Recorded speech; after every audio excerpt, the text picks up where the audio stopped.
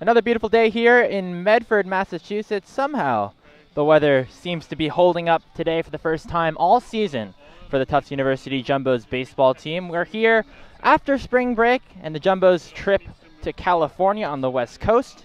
They finished that 8-game set 3-5, enter this regular season non-conference matchup with the UMass Boston Beacons, still with the winning record, and are going to look to extend that by one more game. We're going to pause for the national anthem. We'll be right back.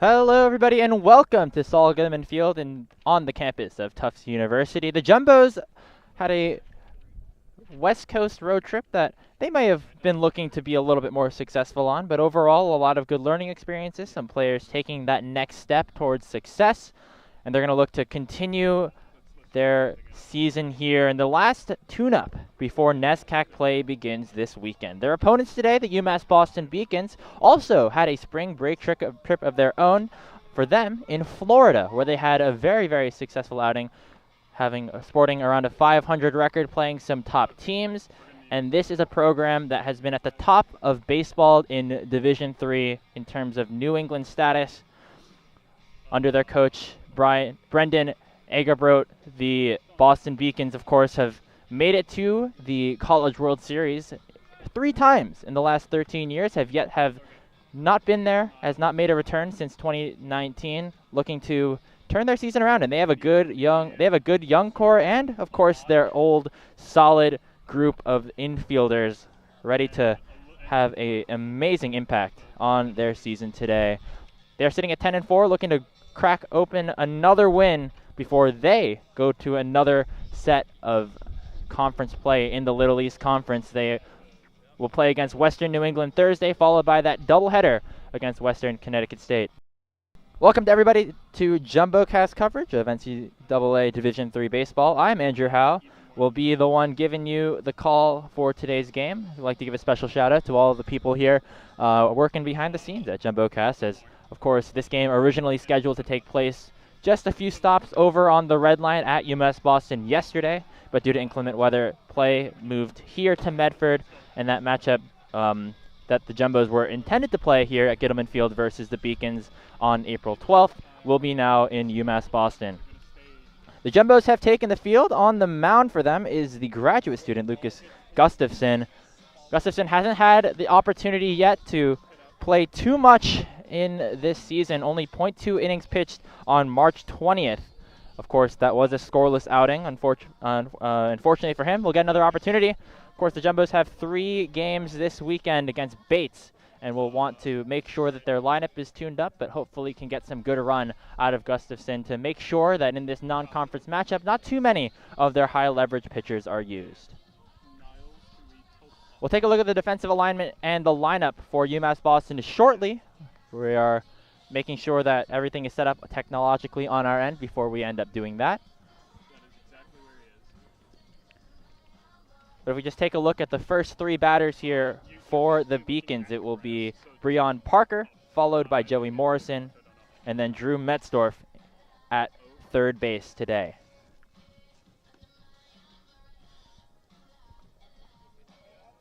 top of this Beacon lineup has been very solid throughout these last couple of games and just throughout their entire season.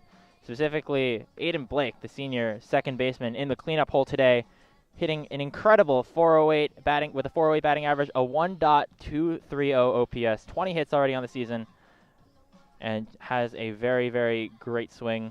Going to be a really important part of this UMass Boston Beacons lineup. Their offense has been really humming these past couple of games. They're going to look to continue that success today.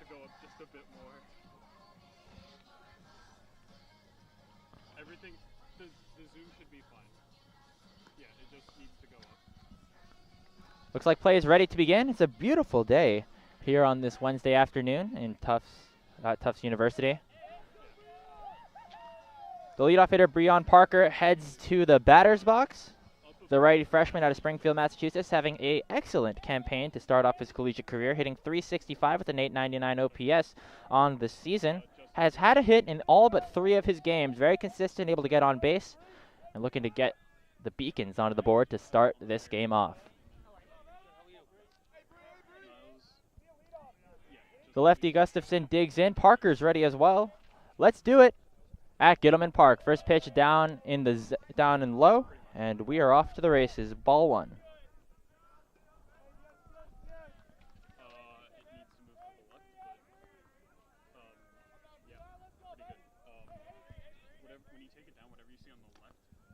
Strike 1.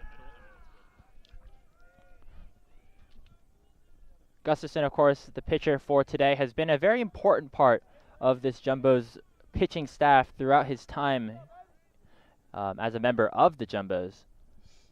And for him, a very, very good opportunity to crack back into that starting rotation. Of course, the Jumbos have a very busy week, and so with starters like Connor Podeswa and Connor Kinney probably slated for NESCAC play as that ball is grounded foul. Good opportunity, again, for Gustafson to get some nice opportunity.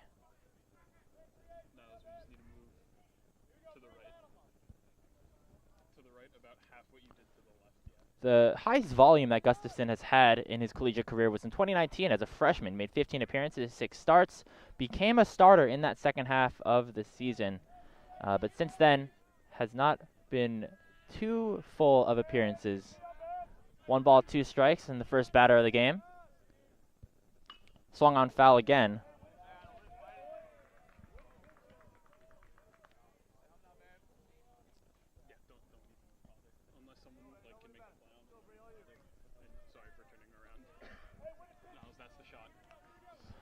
One ball, 2 strikes to open up our non-conference matchup. Gustafson to Parker. The pitch is fouled back. Parker headlines a really impressive freshman class here for UMass Boston. A lot of them playing in the outfield today. Him alongside Joey Morrison, who's currently on deck, both freshmen. Mariano Jimenez, the sophomore, gets the start in right field today. The 1-2, grounded to third. Going to be Solomon right on the line. A quick throw over to first, and it is not able to get picked up by Davidson. Will likely be called an infield hit. Breon Parker onto the board to start things off for the Beacons. Was a tough play for Solomon at third base, right across the line. Had to make a running throw, and Davidson, the first baseman, unable to grab that pick. And so now there's a runner on, and if you are the Jumbos, you have to be careful. This UMass Boston Beacons team does enjoy stealing from time to time. Parker has 3 stolen bases, has been caught once so far this season.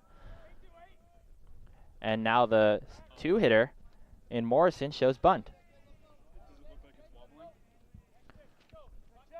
Joey Morrison also having a great season so far, an 886 OPS, hitting .343, 7 RBIs and 5 walks. Start to his season headlined by a 3-for-6 3 RBI day against JWU on the 22nd.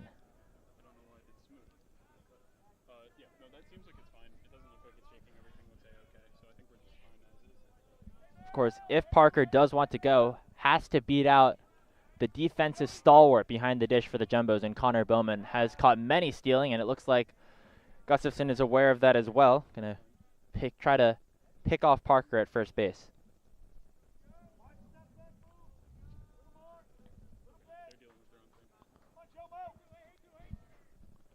One ball, one strike. The pitch in there for a strike. Morrison lets that one go by, and now the count is 1-2.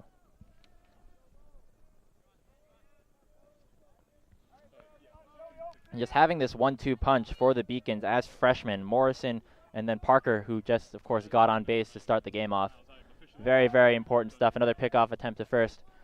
The infield for UMass Boston is entirely consistent of seniors and graduate students. Craig Corliss, Nick Palma, Aiden Blake, Gianni Zarilli Jr., and Drew Metzdorf. And so to have this young new core come up, going to be very big. Swing and a miss as Morrison is down on strikes. Gustafson records his first out as a K. One retired with a runner on. As up comes Drew Metzdorf, the third baseman.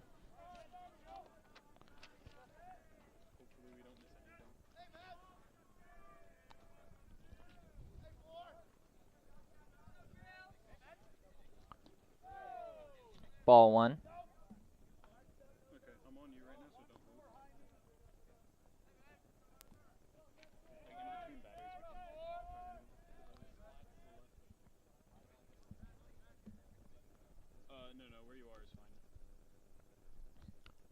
A big secondary lead by Parker at first base. Doesn't seem like the Jumbos are checking him anymore after those first two pickoff moves.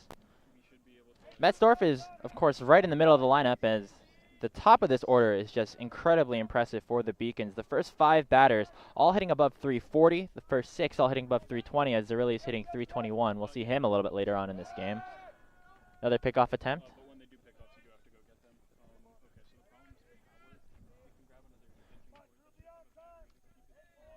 2-0, one away, one on in the top of the first inning. Gustafson deals, runner goes, Bowman right up and firing, and it is in there in time. Connor Bowman strikes again. Not even Parker can get a base stolen away, as there is now 2 away.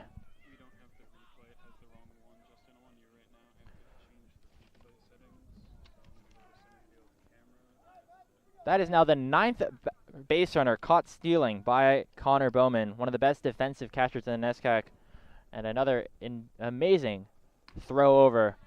Pitches in there for a strike, count now 3-2 with 2 away. Jumbo's quickly in an advantageous spot, as they will be looking to close out this top of the first, while Gustafson only will face the minimum. Pitches upstairs. And so Metzdorf works a walk. So now 2 away. The cleanup hitter, though, in Aiden Blake, probably the strongest of the Beacons. Really, really impressive top half of the lineup. Blake hitting 408, 516 on base percentage with a 714 slugging.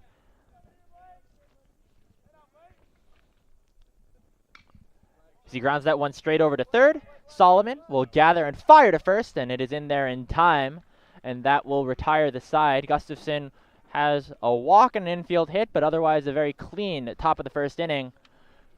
The Jumbos are coming to bat. We'll be right back with non-conference action here on JumboCast.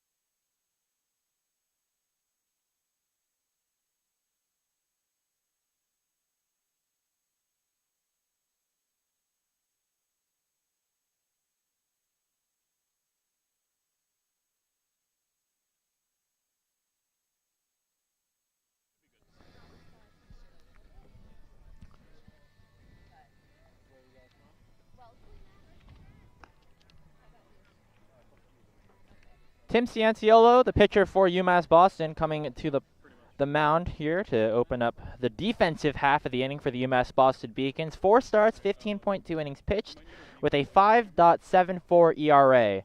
Has not had the most successful last couple of starts, has allowed 6 runs in each of his last 2 appearances for the Beacons. Of course, having to turn around against a Jumbos lineup that, of course, has had its high moments, but also is looking to try and find its footing once again. We could take a look at that right now, as well as a defensive alignment here for the Beacons. Leading off for the Jumbos is left fielder Ben Leonard. Patrick Solomon, the third baseman, bats second. DHing today is Jimmy Evans. He'll be in the 3-hole. Connor Flavin cleaning up in right field today. Davidson batting 5th, followed by Duffy, Bowman, Fleischer, and Fleckner. Of course, Gustafson on the mound will not be taking any at-bats today. And as we look at the defensive alignment here for the Beacons, there, of course, is Cianciolo on the mound, feeding those pitches directly to Chase Corliss. Nick Farnese, the designated hitter, and then around the outfield it goes Morrison, Parker, Jimenez, and in the infield third to first, Metzdorf, Zerilli Jr., Blake, and Palma.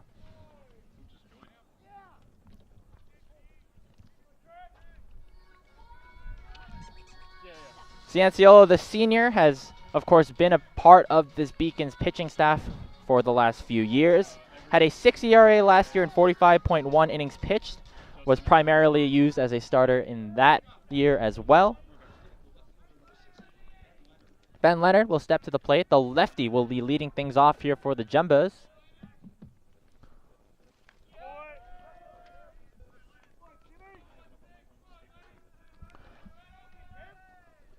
Leonard having a nice season here in the leadoff spot, batting .250 with an .802 OPS. The last win that the Jumbos had can, thank at least partly due to Leonard's success at the batter's box. Had a 2 RBI double and a 4-0 win against Chapman, a team that was ranked very, very high in the Division III standings at the time. Leonard now facing a 1-2 count to open up the game. Cianciolo deals. Pitch is down and away. Count 2-2.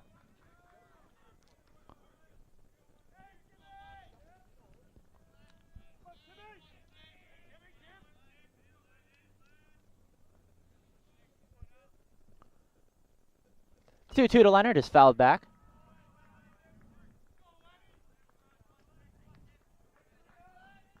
Jumbos just coming off of a 3-game set against Chapman. Of course, picked up that first win 4-0 after a beautiful performance by their pitcher Connor Kinney, a complete game shutout in that 4-0 affair. But immediately was followed by 2 straight losses in a doubleheader, as that is what ended the Jumbos' road trip. Pitches upstairs for a full count to open up the bottom half of the first. Leonard, as we mentioned earlier, will be followed by Solomon and then Evans.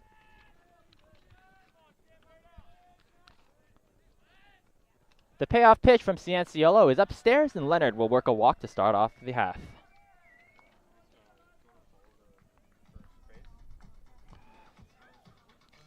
So a runner on to start things off for the Jumbos. Patrick Solomon, the speedy third baseman, comes to the plate.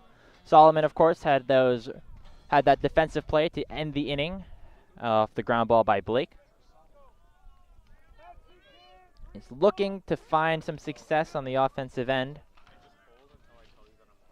Currently hitting 205, I apologize, with a .333 slugging percentage. Started the trip to California well, had 2 games with 2 hits.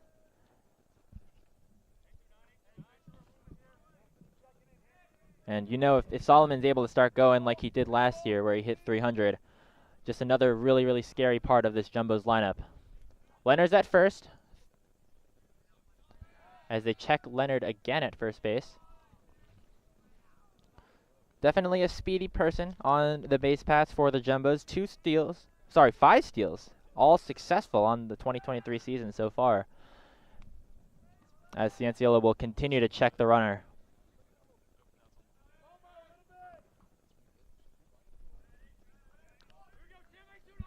Still yet to have a pitch thrown. Beacons really expecting Leonard to be active on the base paths. First pitch upstairs, and you can even see there that Corliss maybe was calling for a bit of a pitch out there, up and away. Got up in that athletic stance. Leonard, of course, did not move on the play.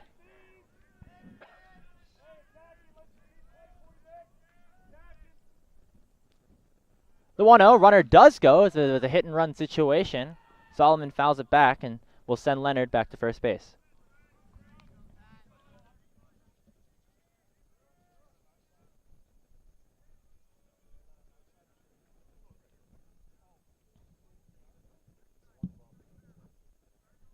Now we're talking about speed. Solomon, of course, is definitely one to be feared as well. 8 steals on the year, has been caught twice. We'll see if Leonard goes again here on the 1-1.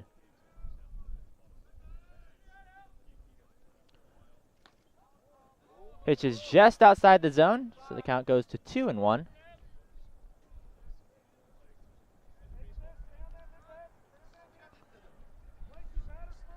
Jimmy Evans on deck, of course, getting some runners on base for a hitter that was considered one of the best in Division III. Would definitely be a good thing for the Jumbos to have. Pitch is fouled back, count 2-2.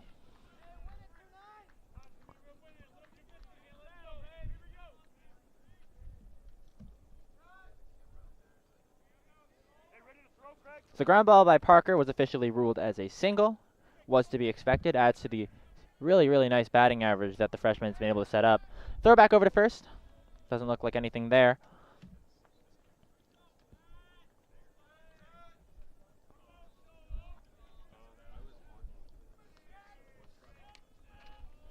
Two balls, 2 strikes.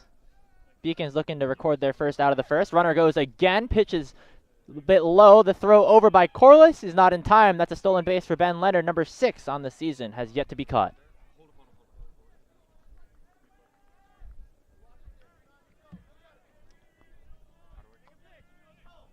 So nice jump by Leonard, of course. They were eyeing him at first base the entire at bat. And with that one down in the outside of the zone, count is now full. Runner on second. Solomon can get the first run on the board with a hit. Cianciolo sets and fires. Pop foul.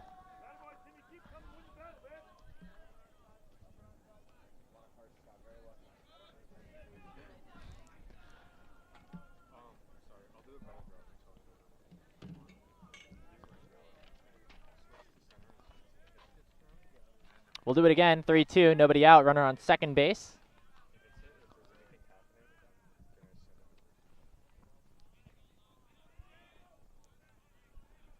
The payoff by Cianciolo is swung on, grounded softly to second base. Blake will be able to make the out at first, but the runner was moved over. Leonard now sitting on third. Call it a sacrifice hit in a way. Solomon does his job, and now a simple fly ball or a base hit would get the Jumbos on the board as Jimmy Evans comes to the plate.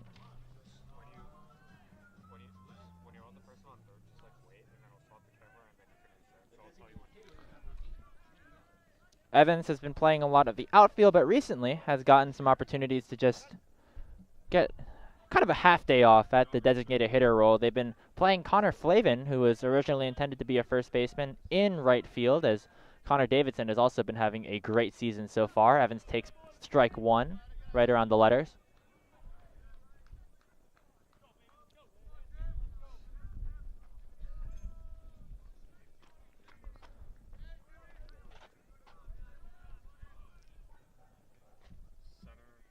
The 0-1. Just upstairs. Evans started off on a relatively slow start to the season, as was unexpected from somebody who made the NESCAC first team last season, but riding a 5-game hitting streak since the 20th of March, and he's looking to continue that here, potentially get a run on the board. Pitch is down and away, 2-1.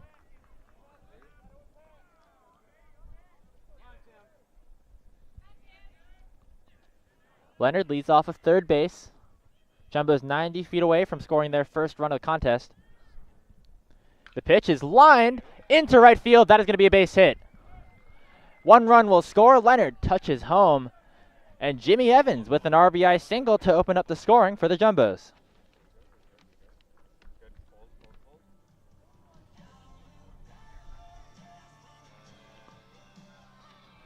A nice piece of hitting. Pulled that one right over the head of the first baseman of Palma. Unable to get to that was anybody on the Beacons defense. And Jimmy Evans continues his hit streak. That's now 6 straight contests reaching base. Runner on, the cleanup hitter, Connor Flavin, comes to the plate. The Jumbo captain.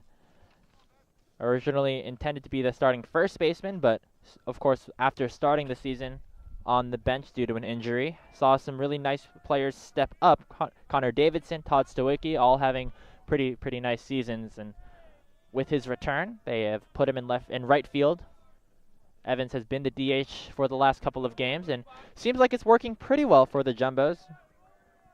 Flavin having a good start to the season, a 788 OPS, hitting 280 with a 480 slugging percentage, has a home run and 2 doubles to, account for his 7 hits.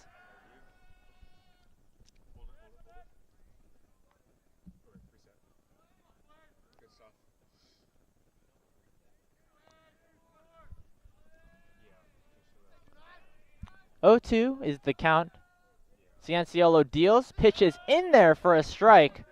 Flavin not happy about that call. He's going to head back to the batter's box. The second out of the inning has been recorded as Cianciolo gets his first K.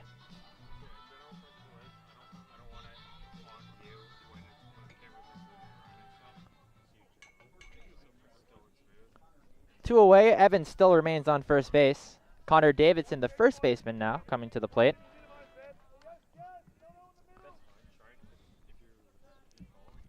Pitches upstairs. Again, a potential pitch-out situation. Corliss looked immediately back at Evans, who took a nice secondary lead. Maybe was expecting the speedy right fielder to go. The 1-0. Nicks him on the wrist, and that's a hit by pitch. Davidson heads over to first. Evans advances to second. And another runner in scoring position for the Jumbos.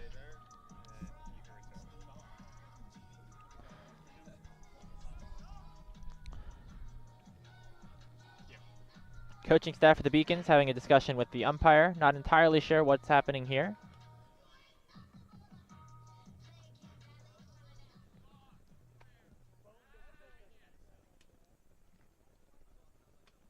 To the plate comes Jackson Duffy, the center fielder, who has been smoking hot all year after what was definitely a down season for him in 2022, hitting just a 525 OPS and the 190 batting average, has really bounced back this year.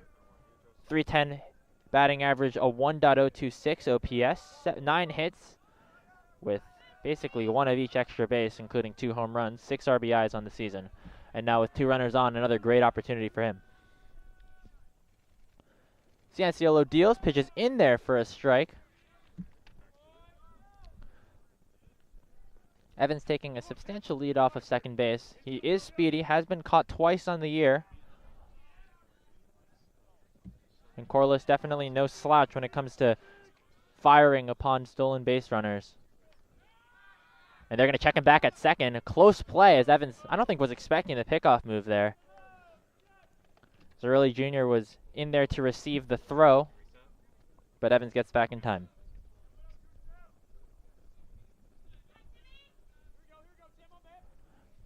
Jackson Duffy digs in on the 0-1. 2 away here in the bottom of the first. Jumbo's already with the run on the board. Cianciolo sets and deals, pitches upstairs, 1-1.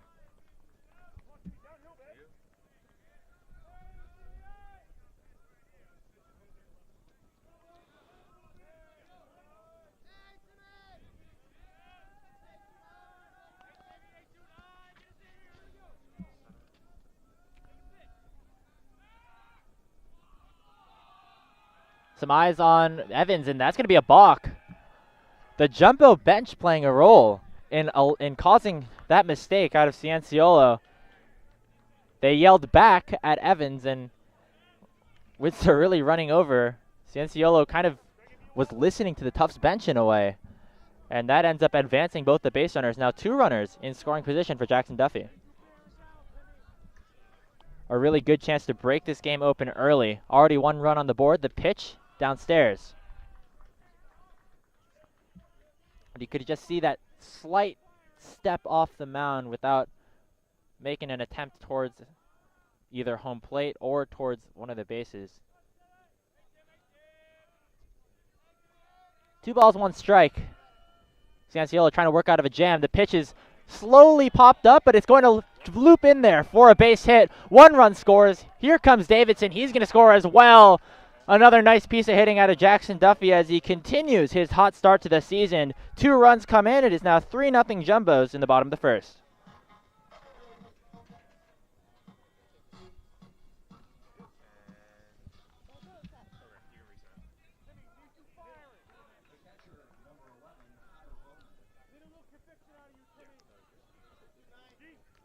Not a whole lot of exit velo out of that base hit, but the runs come in nonetheless.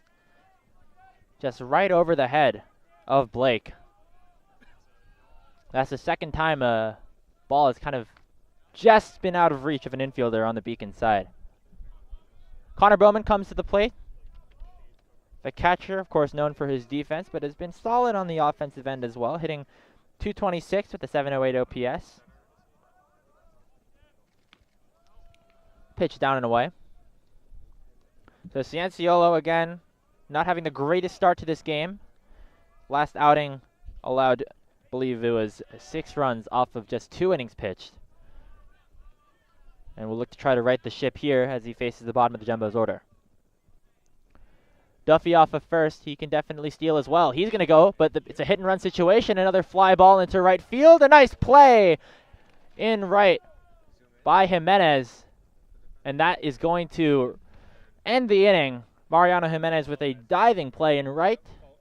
Was a bit shaken up, but looks like he will be fine as he heads back into the dugout. The Jumbos tack 3 runs onto the board, thanks in part, of course, to Jimmy Evans and Jackson Duffy. We'll head to the second inning. Beacons looking to try to strike back.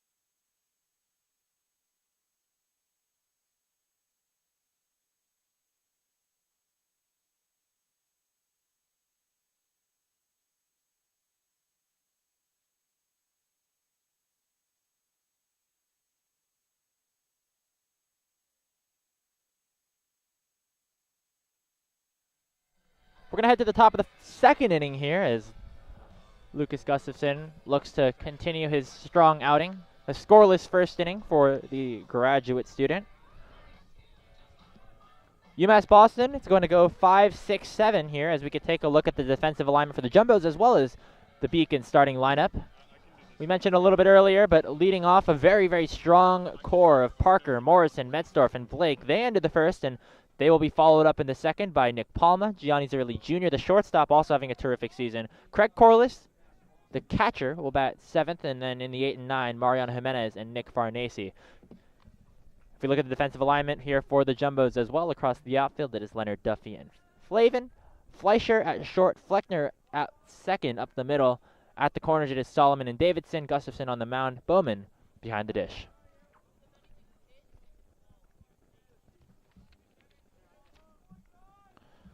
First baseman Palma steps to the plate. Has once again been hitting exceptionally well. It's been a bit of a pattern here for the Beacons. Their offensive history is certainly nothing to scoff at. On the 23rd of March against Suffolk, Palma went 4 for 5 with 3 RBIs.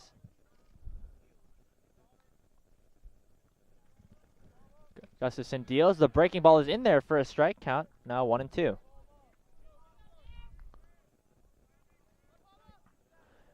This is the first season where Palma has really gotten an opportunity to play.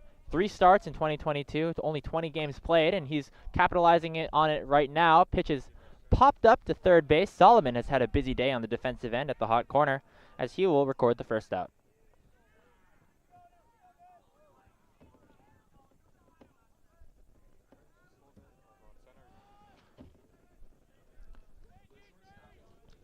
One away here in the top of the second. Gianni Zarilli Jr., the shortstop, senior out of South Glastonbury, Connecticut, will come to the plate.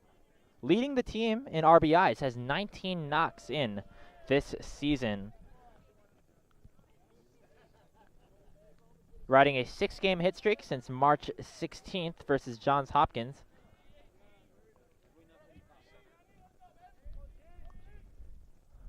The 1-0 is right at the knees and in there for a strike. Zarilli Jr. also has had 5 straight games from the 17th to the 24th with 2 hits. Had 1 hit in their last outing, the second half of a doubleheader. Pitch downstairs, count 2-1.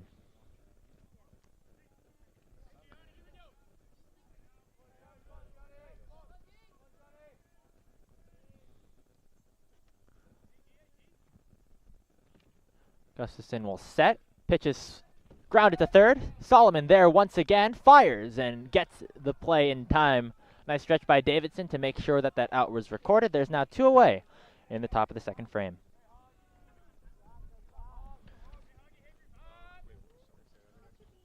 So Patrick Solomon gets a chance to pad the stats a little bit. Has had a very busy day at third base. Responsible for the last 3 outs for the Jumbos.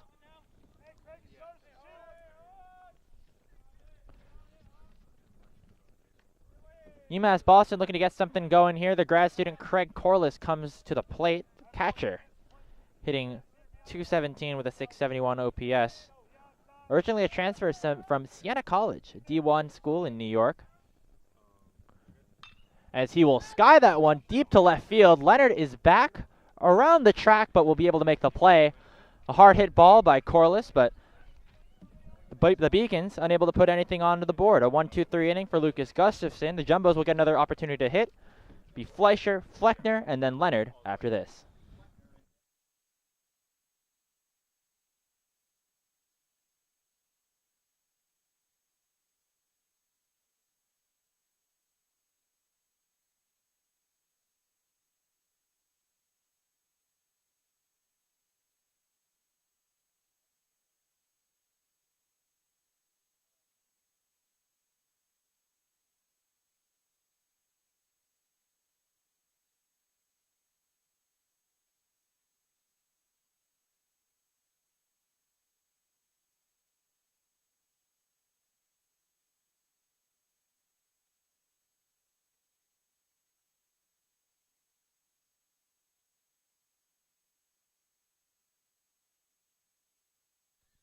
Ready? We're going to head into the bottom of the second inning here. Jumbo's up 3-0. Had a 3 spot in the bottom of the first. Looking to add on to that with the 8, 9, and 1 hitters coming to the plate. Cianciola makes his way back to the mound, and we have a special guest who will be joining us for the next couple of moments or so. Jordan Burke, the technical director of Tufts JumboCast, previously the batted ball chair of last season, so watched a lot of Tufts baseball over these past couple of seasons. Jordan, first of all, how are you doing? And second of all, pretty nice first inning for the Jumbos, wasn't it? Well, you know, Andrew, I am doing absolutely great. It's sunny, the wind isn't going on, and so far our setup hasn't fallen apart yet. So, you know, feeling pretty all right about that. And, yeah, I mean, you highlighted it perfectly. First inning, 3 runs on the board for the Jumbos. I mean, that's not something that we'd seen a whole lot out of them for the past 2 years. And after losing some key players in that time span, you wouldn't really expect this team that's had about a perfect 500 record. I think they're 1 game over right now, right, 6-5. Not exactly the team that you would expect to put up 3 runs so early on in the game, especially against a formidable team in UMass Boston, but they managed to get it done in a pretty stylish fashion, too, taking one of the hitters from last season who didn't have a great year, and he's been perhaps the most productive part of the Jumbos offense. Ozzie Fleischer, the shortstop, will come to the plate. But yeah, overall, I mean, a grueling spring break trip, 8 games in, I believe, 7 days or so for the Jumbos, and they had to work through a lot of different pitchers, play a lot of really top-level teams. I think overall just a good learning experience for them. You know, getting the opportunity to play against some nice teams, have some good weather, and really just kind of a tune-up, I believe you could call it, before NESCAC play begins this weekend. Fleischer grounds one to short. And a nice play there made by Zarilli Jr., 1 out recorded. It was a great way to play the tough hop, too. You saw the ball kind of came up into his chest. Very nice adjustment to make sure it went quickly into the throwing arm in order to get the ball over. and get Fleischer out. Nice adjustment there from the UMass Boston defense. And Andrew, you mentioned the spring break trip. The Jumbos take that trip every year. It's always around 8 to sometimes 10 plus games in that week-long span, and they like to view it as a way to really get the season started, even if they have played a couple of games beforehand, just for the amount of volume that they play. Last season, Jimmy Evans in particular really highlighted that as what pushed him to be such a powerful force last season. He went through that entire week, came out hitting about 500, and that really is what kept him coasting through the rest of the year. Not hitting 500 so far this season, but you definitely could say that Evans was, was searching those first 3 games here at home for the Jumbos. And, of course, off of that road trip, has really been able to put bat on ball. Had a nice RBI single earlier today. I mean, seems like for the 2nd year in a row, things starting to get going after that trip.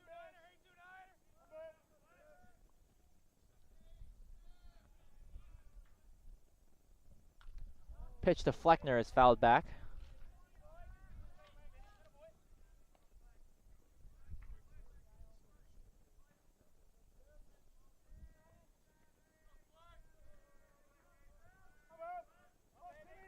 Henry Fleckner, the sophomore, hitting .263 with around a 700 OPS. Will take that one in there for a strike.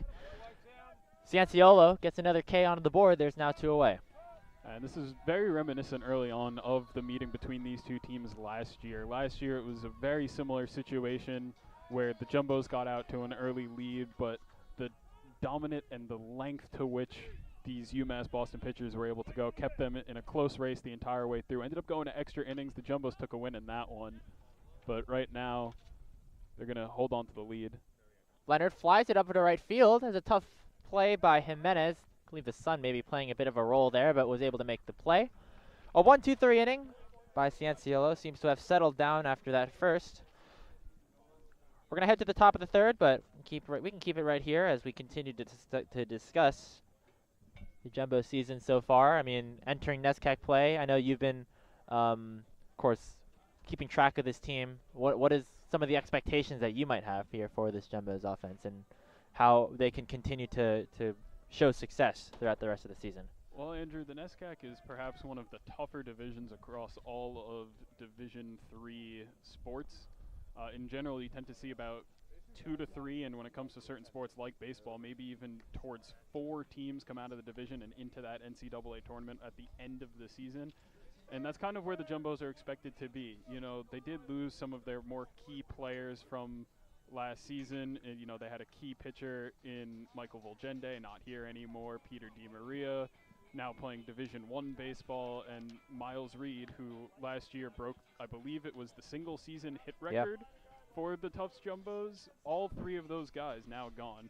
And, you know, there isn't quite such a thing in college as a rebuild year, but this is definitely one of those times where, you know, the expectations aren't 100% set in stone for what you want to have. You always just want to have a good season, play strong, and that's kind of where this team is looking to be. They want to be towards that upper middle part of, like at the worst, the upper middle part of the NESCAC rankings, so they can get that postseason berth. They can continue to play as long as they can. It's the sport they all love, and obviously that's the end goal no matter what. And if they manage to, you know, top the table and be extremely competitive within the NESCAC and even come home with the championship, then, you know, they'll love that even more.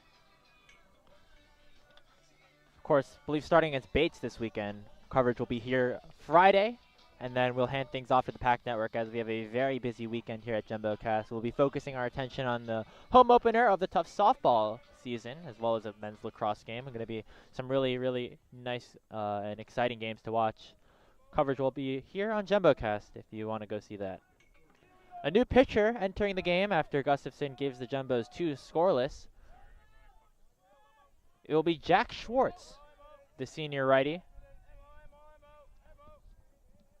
Named a captain this season, has played very well. That pitch is lined down the left field line. That's going to be a base hit and extra bases. Leonard going to be able to pick that one up, but going straight into second base is a great job there. I believe that was Jimenez who had a double to start things off here for the Beacons. Just a beautiful piece of hitting there, taking an inside pitch and just carrying it all the way down the line. Able to leg out a double. Not really sure if leg out is the correct term there. You did have the left fielder Leonard playing all the way, almost in left center, so might have even been stand-up double. Regardless, definitely a great way to get this game started, or get this inning started, rather. And a great way to start off the game here as well for Mariano Jimenez. His split time throughout the season with a couple of players has been, going between playing some games in right, playing some games at the DH position, in right field today, and of course starting things off with the double, always a good thing. And not even 3 innings in, and he's having himself a fantastic game. 2 incredible defensive plays, the diving catch to Rob Bowman, and then just dealing with the elements as the wind kind of killed the fly ball. He ends up coming up with that anyway. Just great athleticism all around from this kid today. You can see Schwartz continuing to check him at second base. Was used almost exclusively as a pinch runner last season, so always have to watch him on the base pass. Swing and a miss by the 9 hitter, Nick Farnese. Freshman designated hitter getting a shot in the DH role in the 9 hole today, hitting .286, just 2 for 7, so very limited amount of at-bats, but overall showing some promise here for the Beacons. 0-2 count. Schwartz will set and fire. Downstairs. And that's Jack Schwartz's game. Last year he was perhaps the best relief pitcher that the Jumbos had, and he's continuing to be that strong bullpen arm this season as well. But he pretty much exclusively deals in that lower third of the strike zone. You won't see a whole lot of high pitches unless he's trying to get a guy notorious for chasing to go after something out of the zone. Pitch is grounded to first. Davidson is there. The runner advances to third, as Jimenez will now be just 90 feet away from scoring. Farnese gets the job done. As the top of the lineup comes up for the Beacons, it'll be Parker in the batter's box. And as I'm talking about Schwartz liking that lower third of the zone, it's exactly what he does. He throws a breaking pitch right into that zone, and if you're going out chasing like we saw in that last at-bat, you're just going to hit the top of that, and it'll be a slow roller. Pretty much will always be in the infield. Maybe you're lucky it'll get a good bounce, but Farnese not happening to see that there, just slow grounder. Does advance the runner, though, so no matter what, you can always put it in the books as a productive out. It'll be up to the scorers to decide whether to label that a sacrifice or not. I don't think that it would be. Pitch in there for a strike to Breon Parker. Had an infield single in the first inning to lead things off for the Beacons.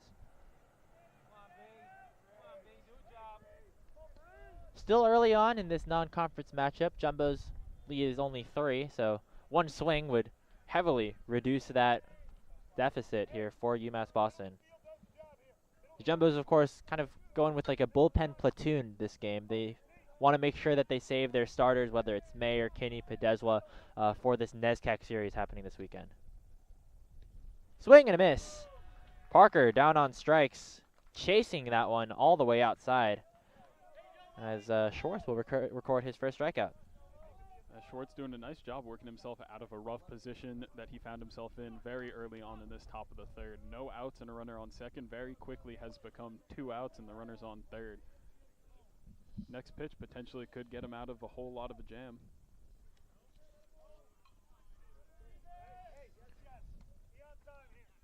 Pitch downstairs to Joey Morrison. Struck out in his first at-bat.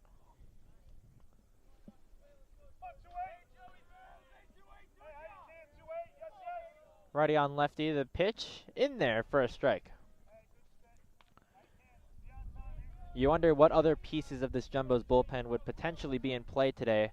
Of course, whenever these two teams face off, always a close contest, but at the end of the day, still is non-conference.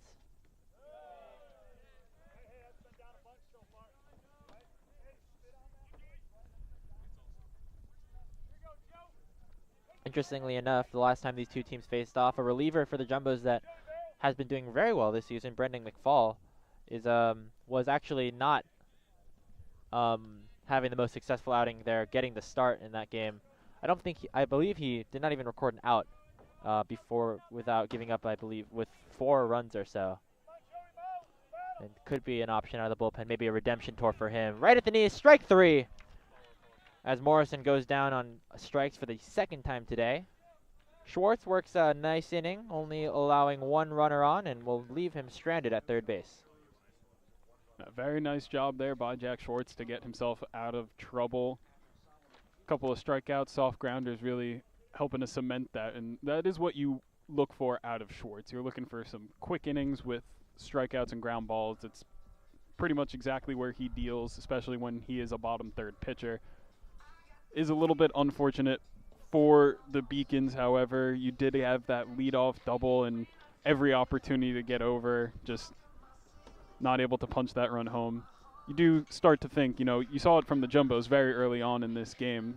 Game starts off with a walk, and they had Patrick Solomon lay down or attempt to drop down a sac bunt to get the runner over, play some small ball for a run, and down 3-0. Have to wonder if maybe it's time to start taking that more. I'm going to call it a passive-aggressive approach, because in terms of general baseball, it's more passive. You're not swinging, but it is definitely aggressive to try and advance the runner, dropping out for the chance of getting a run. You get another leadoff double, maybe that's where you try to turn to next time if you are this UMass Boston lineup. Oh, yeah, it's an interesting predicament, especially considering how successful the bats have been for the Beacons so far this season. Take a look around just the infield specifically. Palma's hitting 392, Blake hitting 408 with a 1.2 OPS. So really 321, leading the team in 19 RBIs, and Metzdorf 373. That's not even to talk about the offense in the outfield, which has also been working out well. So the Beacons haven't had to rely on that small ball so far, but it could potentially see that being an option that they resort to if you head later on into this game.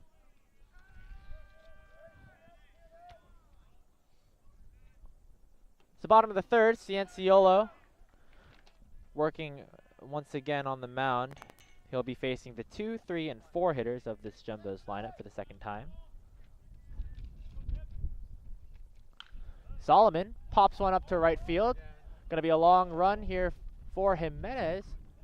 He makes the play. One away. Now, wind today is carrying out towards right field, so definitely fell about 15 feet to the right further than where it initially would have gone off of the bat. Nice job by Jimenez to track that one down, reel it in. And this is one of those key differences between these two teams. You have the Jumbos, who historically have only really carried 1 or 2 true starting pitchers capable of going, 5, 6, maybe even 7 innings, versus the Beacons really are just filled with depth. Very rarely will you ever see a starter not go 4 or 5 innings, especially last year. I remember watching a whole bunch of games where they would go 6, even 7 innings, because the pitching itself was so dominant and games were never really blown out of the water. Evans, fly ball into left field, and Morrison will be there to make the play. We're not seeing Dylan Ryan, the senior, today for UMass Boston. Likely going to wait for one of those non-conference matchups that they have a little bit later on this week, but he has been really good so far this year. 3 starts, 16 innings pitched with a 0.56 ERA. 24 Ks in 16 innings is definitely something that you're looking forward to if you are a UMass Boston fan. Yeah, I'd call that a pretty damn good year.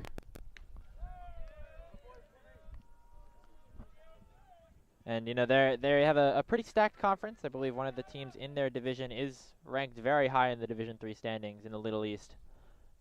But this is a UMass Boston program that has been very successful in the history of, having just their history in the last few years. They've made the College World Series 3 times since 2010. And this might be the year that they do it again. They're sitting 10-4 right now, are receiving votes in various Division III polls. And that would be a really, really nice way to bounce back after the last 2 seasons haven't been necessarily up to their standards, I believe. 1-2 to Flavin down in the dirt.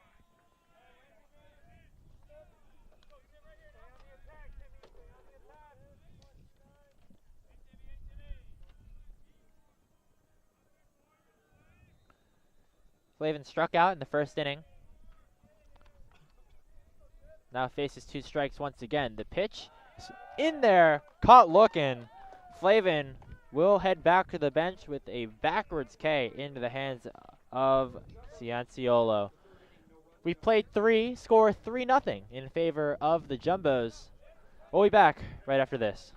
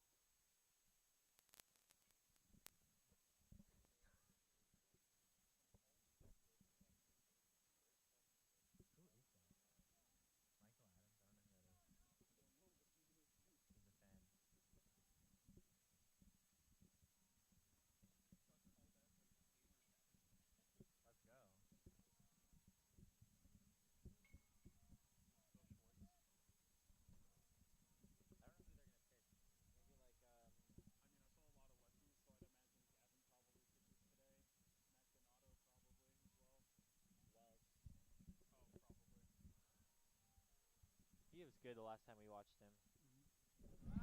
Welcome back to JumboCast coverage of Division III baseball. Jack Schwartz remains on the mound for the Jumbos, entering his second inning of work. 3-0 is the score in favor of the home squad. UMass Boston will have the heart of their order up to bat: Metzdorf, Blake, and Palma. Andrew Howe alongside Jordan Burke for one of the last non-conference matchups that we have for the Jumbos before they kick off NESCAC play. I mean, obviously getting a win here to start off would be great. We'll see what the Jumbos pitching situation continues to look like. We have seen Schwartz as well as Gustafson so far today.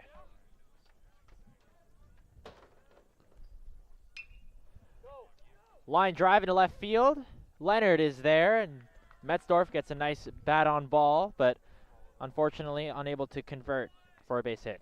Yeah, I'm honestly a little surprised that Metzdorf managed to make contact. That ball was about to hit the dirt when he made contact. Really, kind of fell into it during his swing to pick that one up, and just kind of shows the amount of power sitting in this Beacons lineup that ball was able to travel all the way out to the outfield. Solid, 180 feet maybe. Definitely good power out of Drew Metzdorf. The senior hit the first cycle in UMass Boston history earlier this year. Ground ball to short. Fleischer gets the throw all the way over to first, and Aiden Blake 0 for 2 to start off this game. Yeah, across all batted ball sports, everyone will tell you the same thing consistently. One of the hardest positions to play on the diamond is shortstop, and it really is just a nice sigh of relief that the Jumbos get to take every year, knowing that they have Ozzie Fleischer, was starting pretty much from the start of his career, had an entire season taking that shortstop position himself. Last year it was only a sophomore, so still have the entirety of this season and next season too out of him. Yeah, Fleischer kind of took over that role kind of out of necessity because of the amount of high-level baseball that he was playing. I mean, Jumbos had Nate Pizzella in that position last year, but Fleischer kind of earned his spot and continued to play well. I mean, hitting over 300 for the second straight year. Hard hit ball down the right field line. Chasing it, it's Flavin, but it will sail foul. A nice barrel again by the Beacons. Palma really got a hand on that one. Again, that wind carrying over to right field, not doing the Beacons any favors. Initially almost cost them a drop fly ball. Luckily Jimenez reeled that one in, and right there, no wind. That ball probably goes right down the line, and against an inexperienced right field arm in Flavin, might have even been a triple, but that half wave there is definitely not how you want to end the inning. Yeah, after a nice barrel there, not the way you want to go down, but unfortunately for Palma, it will be a 1-2-3 right down the heart of the order for the Beacons. Nice job again out of Schwartz to have another really successful outing.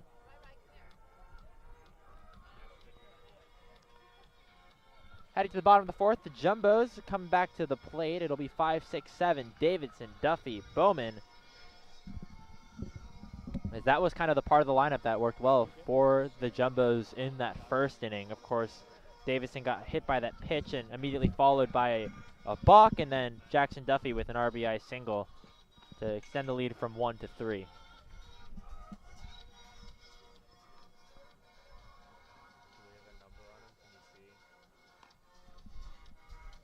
We see some action in the bullpen for the Jumbos. Jordan, do you want to... Well, we briefly saw some action in the bullpen, but I recognize a big lefty frame anywhere. I could say with about 99% confidence that that's Gavin Brown. Brown was definitely a name that we were potentially expecting to make an appearance, especially after seeing that Gustafson was the one to get the start. Of course, with a lot of... with not the largest amount of starters on this Jumbos team, want to make sure that you preserve them for NESCAC play.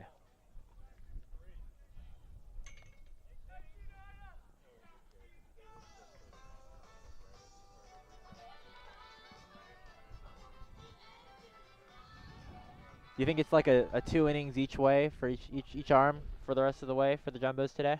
Yeah, I'd have to imagine that would be how, at least that's how I'd run it if it is a bullpen platoon day. You do have a lot of solid arms sitting in the bullpen for the Jumbos, and especially now that you're about to head into conference play, you want to make sure that in the worst case scenarios, you can always turn to someone and just have, you know, a little bit of faith in them to go more than one inning, more than just a couple of outs, and pushing everyone 2 innings would definitely be a good way to start that. Davidson pops one foul. One of the rare foul balls that is unobstructed by the new net that was placed up here at Gittleman Park. We have frequently discussed the parking lot being a bit of a scary place to place your vehicle in the event that Tufts baseball is playing, and that was a rare instance where I actually did get into the lot. Count 1-2. Cianciolo remains on the mound for his 4th inning of work. Swing and a miss. Davidson down on strikes, 1 away. A nice high fastball, especially against some of these more inexperienced Jumbos players. Davidson getting a lot of playing time this season, but historically has not seen a whole lot outside of some pinch hits. So you definitely have the ability to pick on him a little bit. And right there, high fastball. Everyone wants to see those. Everyone wants to hit those. That's one of the easier balls to try and drive out of the park. And if you're not able to catch up to it just a little bit behind, you'll swing and miss every single time. 1 away here as Jackson Duffy steps to the plate. Had that RBI single in the first. Takes strike 2, quickly down in the count. Cianciolo really has settled in after that first inning. Has retired 8 straight batters, looking to make it once all the way around the order if Duffy goes down. Foul back again. Popped it up, barely missing a really nice orange car. Missed it twice. Bounced right before the back end of it and perfectly over the car before hitting another just empty piece of road. That's miraculous bounces right there. Still a pitcher's count. Duffy takes one in the dirt. That's two pop-ups foul in a row where the parking lot was at risk. I mean, I feel like I was not expecting that at all. We didn't see that in the first couple of games. Maybe the weather holding up allows for the ball to get a little bit of extra distance.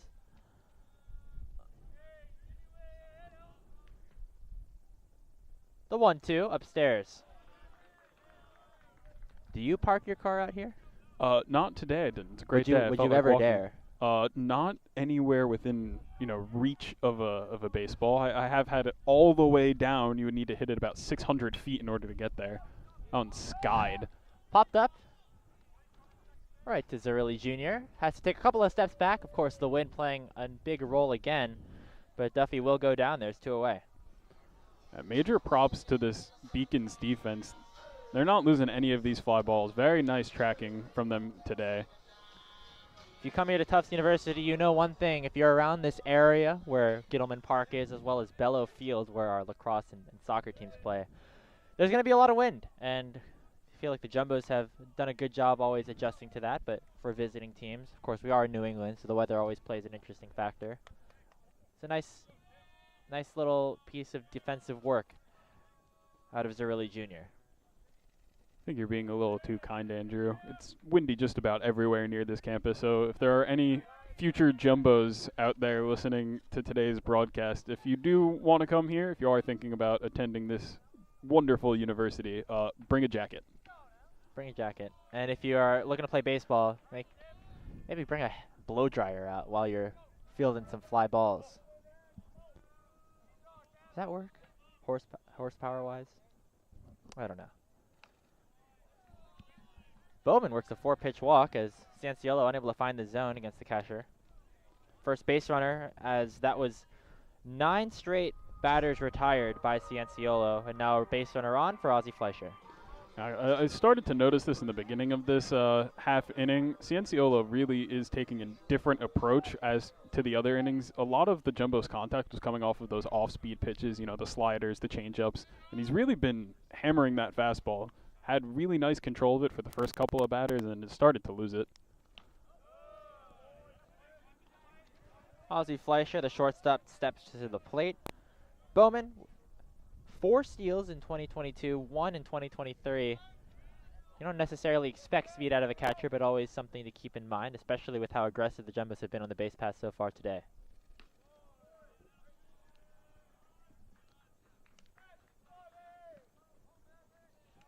Fleischer is 0 for 1 with a ground out in the second.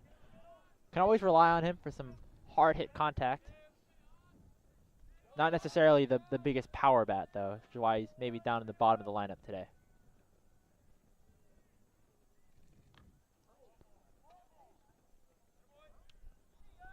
believe that was a foul ball. Maybe grazing off of the bat of Fleischer there. Yeah, it's one of those hesitation moments where you're not quite sure whether or not it's at the top of the strike zone or not. You start to turn into it, and then as you're trying to pull back, the ball just narrowly hits the barrel of the bat. It was difficult to tell from our angle here behind home plate. Didn't necessarily see a ricochet, but they will check Bowman at first. You know he's got to feel good about that, knowing that the defense is scared of him going.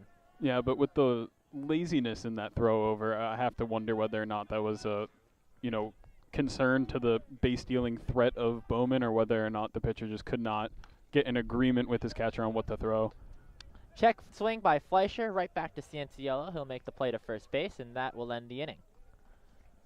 So 3 scoreless after a 3-run first by the Beacon pitcher, Tim Cianciolo. We'll head to the 5th score, still 3-0. UMass Boston looking to add some runs on after this.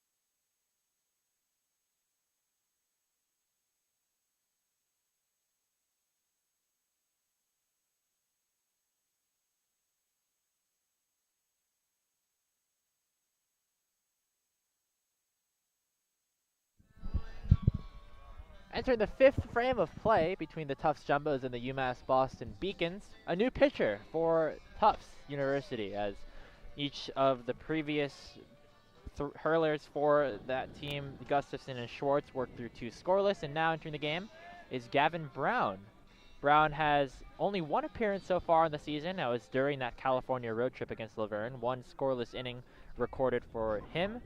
Also had a nice season last year where he had a 3.57 ERA in 22 innings, 21 strikeouts. So looking to add some success to his relief record today. Foul ball popped up by Zerilli Jr. Nobody able to get there. Yeah, great hustle there from the Jumbos trying to move over and make a play there, but with the wind carrying plus the ball just naturally slicing to the right anyway, no one had the opportunity to get there. Zerilli, Corliss, and Jimenez will be the 3 up for the Beacons this inning. Of course, more will come if base runners are recorded. The lefty Brown deals in the dirt.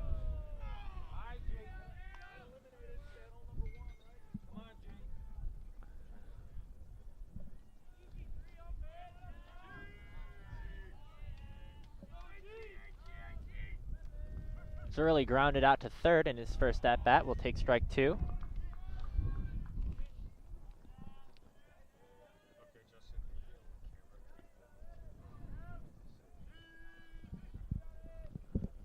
The 1-2 is popped up. Going to be a tough play for Fleischer or Leonard. Fleischer will call it off and will make the play 1 away. Good communication there by the Jumbos. Both players did have an opportunity to pick that one up. Leonard obviously is the guy that you would want to have taking that. He's the better angle coming in on the ball than Fleischer running back, but Fleischer realizing that the ball was hanging up there just a little bit longer than it needed to, able to get his feet underneath that. So, you know, good communication for someone to manage to come up with that. Maybe just in the future, not necessarily the best play to have your shortstop run back about 50 feet to pick that one up. Yeah, another nice defensive play by Fleischer, who's had a successful day at shortstop so far today. One out recorded in the top of the fifth. Pitch is swung on and missed by Corliss. The catcher Corliss flew out to Ben Leonard in his first at-bat. As we mentioned earlier, a D1 transfer from 2020. Played his freshman year at Siena College, hit 200 in 37 games. He's going to get that one over into right field for a base hit. Even with Fleckner cheating over, manages to find a hole between the first and second baseman. Nice piece of hitting there, going the other way. It is a little bit easier as a right-handed bat against a left-handed pitcher, one who especially loves to throw to that outside part of the plate to go the other way, but regardless, it's one of the harder things to do as a hitter, to use the opposite field to your advantage. And Corliss right there showing exactly why he had the capabilities to, play D1 early on in his career. Yeah. Now riding a 4-game hitting streak. Definitely a good sign here for Corliss, who started off the season rather slow. Of course, when you compare his numbers this year to last year, where he had a 300 batting average and 817 OPS, not really much to compare. And hopefully can use this hot streak that he's on to really catapult himself into a successful season. A runner on. Here comes Jimenez to the plate. The right fielder doubled in his last at-bat. Now on a hitter's count, 2-0. Another hard hit ball into left field, but this time Leonard's able to get under it, and there's 2 away.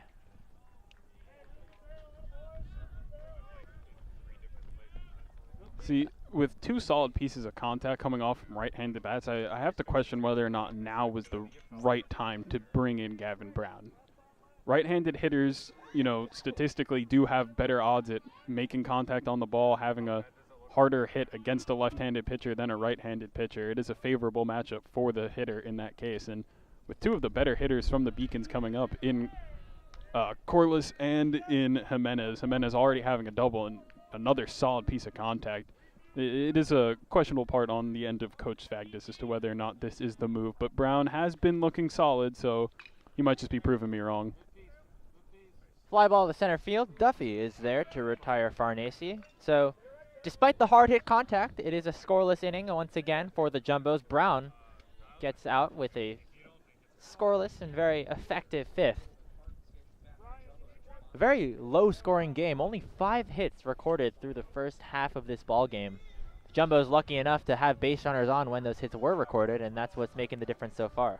It's almost as if we're in the major leagues with the new pitch clock playing right now. We are perfectly halfway through this game. Honestly, even a little bit above halfway, assuming that the Jumbos maintain the lead for the remainder of this game. And just over an hour and 10 minutes of gameplay.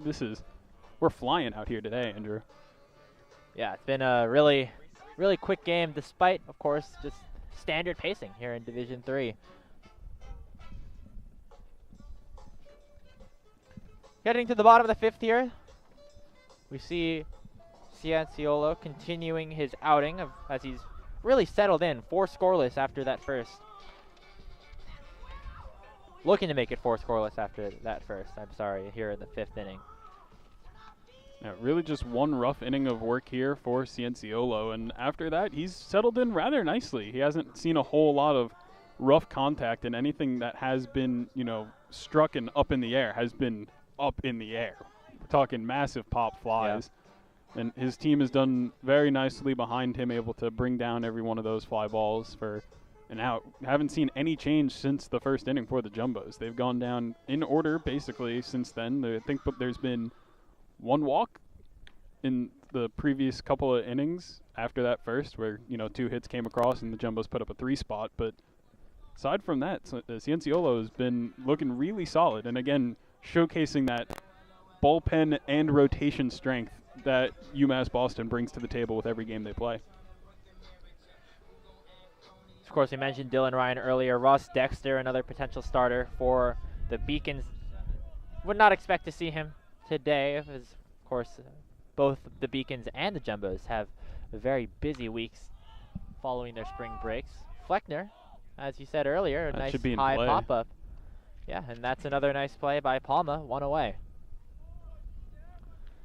As soon as that ball went up in the air, just staring up at the sky, waiting for it to come down, followed that one all the way to the right. Almost looked like it was coming for us for a second, Andrew. I started to have a minor panic attack, thinking the ball might come and crash into our setup, all of our lovely equipment being in danger. You feel the wind blowing towards us, and you see a ball in the area, you always have to hold your breath a little bit. Yeah. Granted, with our new position and, no press box, I probably should have brought my mitt to the ball game today. I feel a little bare without it. I mean, the defense is here, the netting is here as well, so you would need the ball to go over and then kind of blow back towards us in a way. The backspin on that ball would really have to be something. Yeah, I'm no engineer, but I don't know if the physics on that lines up. Are you no engineer? Shh, they don't know that.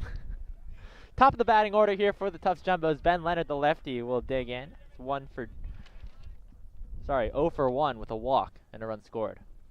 1-2. Takes that one just outside. I've been unable to really decide what this umpire's zone has been. I feel like there's been a lot of pitches around the borders. Some have been called for balls, some have been called for strikes. Unable to really grasp that pattern yet, as that one is flied in foul territory. Yeah, so where that ball landed is about where I park my car. A little bit concerning had I not walked here today. That one really got out in a hurry, about 200 feet or so out of play, but still, that's one of those flashy swings that you get out of Ben Leonard. One of the reasons why he in particular was not too worried when the new stadium was built and they increased the size of that right field fence by, almost 2.5 times. Ball hit hard into right center field. That's going to be played off the wall. Extra bases for Ben Leonard, as you say it. Another nice piece of hitting. The Jumbos finally being able to crack open Cianciolo after he has been dominant these last few innings. The leadoff man is on, and a runner in scoring position for Patrick Solomon. Not quite the leadoff man. There's one out on the board, which makes it an even, more questionable position as to whether or not you take the small ball gameplay here from Patrick Solomon. When you do have Ben Leonard and his ability to get on base, both from the walks, the hit by pitches. I mean, he did have a walk-off hit by pitch after all. Right. One of Solomon's key points has been to play small ball and lay down a bunt, advance the runner, and try and play for another run. But with one out, is now the time to do so. Leonard did steal the last time he was on base, but that was from first to second. Solomon shows bunt. Pitch was upstairs. You can see that Corliss, always watching those runners, has been calling a couple of pitches kind of up and away to prepare himself in case a secondary is taken a bit too far. And with all of these Jumbos hitters, Ben Leonard is probably the one most likely to try and steal a base unless they put on a pinch runner like Johnny Briety. He's come in a couple of times for some steals, but of the starting 9, Ben Leonard is probably the one who's most likely to take off. Not necessarily for third, but is some respect being thrown his way for his ability to run the bases. Yeah, and if it's not him, it's the man at the plate. Solomon with 8 stolen bases, leading the team so far this season. Wasn't very similar. Was very similar to Leonard last year. Had 6 steals, but now working really, really well on the base paths whenever he is able to get on base. It is a little difficult for him to often find himself on when he's been asked quite often to lay down a bunt or two. Definitely a reason why he's in this 2-hole as well. Last year he was hitting more out of that 4, 5, 6 spot. A couple of games in the 4, but mostly 5 and 6. And with his ability to lay down some really beautiful bunts, that's got to contribute to the fact as to why he's so high up in this order. And after 2 straight pitches, kind of upstairs, maybe control is an issue at the moment for Cianciolo. You remember, of course, he's worked through a pretty nice last few innings, but back in the first, he was forced to work some counts all the way full and then some against the top of that Jumbos lineup. You remember that walk to Ben Leonard to open up the game was a really extensive at-bat. And then just kind of after that, it's been, of course, smooth sailing from there, but you wonder where the pitch count is at the moment and where the Beacons feel comfortable leaving Cianciolo out there. Yeah, just out of the sheer length that Cianciolo had to go through that first inning. I have to imagine we're probably within 5 or 10 pitches of the pitch limit that he has set on him for today. But given the situation, 2-0 count, 1 out, this is, depending on the result, potentially his last batter, I'd have to imagine. Can't quite see the opposing team's bullpen to know if anyone is up and rolling right now, but regardless, I'd have to imagine that this will be his last inning of work. So you would like to see him get out of this. He has had a pretty good game considering how it started. So, if you're a fan of baseball in general, you always like when a pitcher does well, and to see them end on a high note is always what you would like. 2-0 as Cianciolo will find the zone this time. That is pitch number 74. The alternative side of things is that little conference was to talk to some of the players on the field and say, hey, let's stop being so concerned with the runner. Throwing a lot of fastballs that are sometimes well off from the zone to try and throw off Leonard at second, or if he tries to steal third, get him going there. Leonard dancing, trying to disrupt the rhythm of Cianciolo. You remember he had that balk, which set up the RBI single of Jackson Duffy. That's a difference maker right there. It was made the game a 3-run game instead of a 2-run game. And so the Jumbos are aware that if you can move the runners over by any means necessary, it will be a good sign, will result in good things.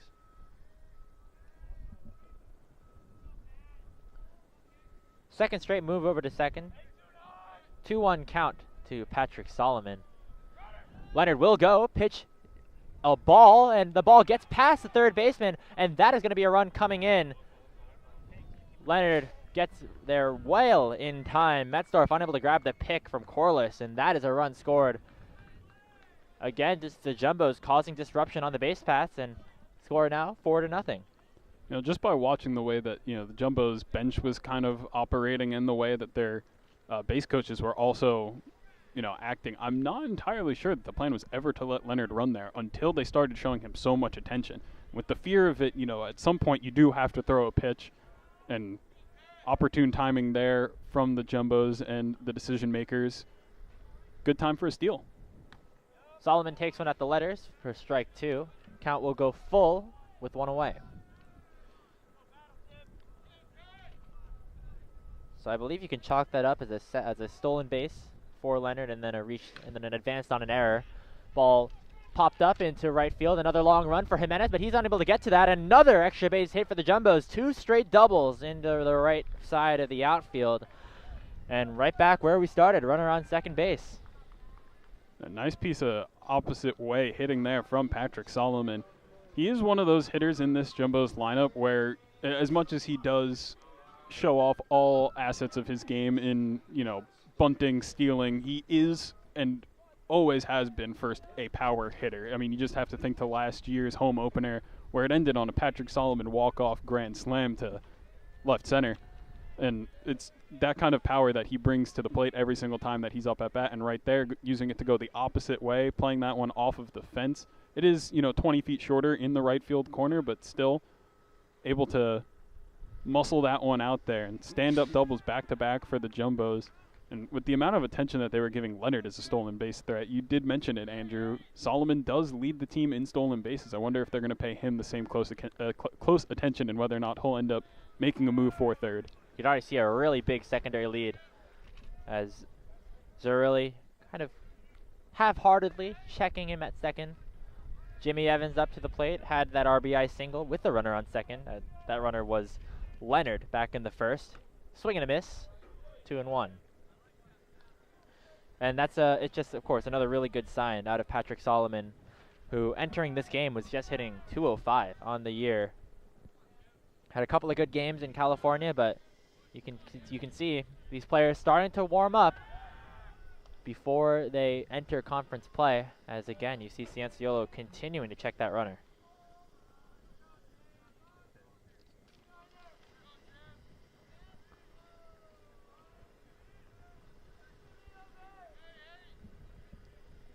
Two balls, one strike, one away. Runner on second base here in the bottom of the fifth. They will check Solomon again. Ball nearly gets past Zerli, but was able to collect that one.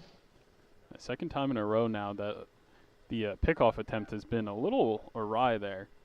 And it's been great work by both shortstops today, but in terms of overall defense, I think UMass Boston might have the edge on this one today. Those two plays definitely giving them an upper edge. Runner goes, hit and run situation. Evans flies that one into center field. Play is able to be made by Parker, and because of that, Solomon unable to tag. So what was supposed to be a hit and run ends up with kind of nothing being achieved off of that because of the ball that Evans hit. He's just a little bit too up in the air. Now, the way that Solomon took off for that one, I don't know if it was supposed to be a hit and run. It seemed like Evans was taking all the way up until the moment that ball went middle, and just unfortunate circumstances that the ball flew out directly to center field. You even saw Solomon lost it for a minute. He was committing to the steal. He was about to go down until someone started yelling at him, up, and then he had to try and find the ball. Flavin pops one foul. Again, over the netting. And again, misses a car. This is miraculous. It is a full parking lot, and it is no ball that has gone over and into the lot has managed to make contact.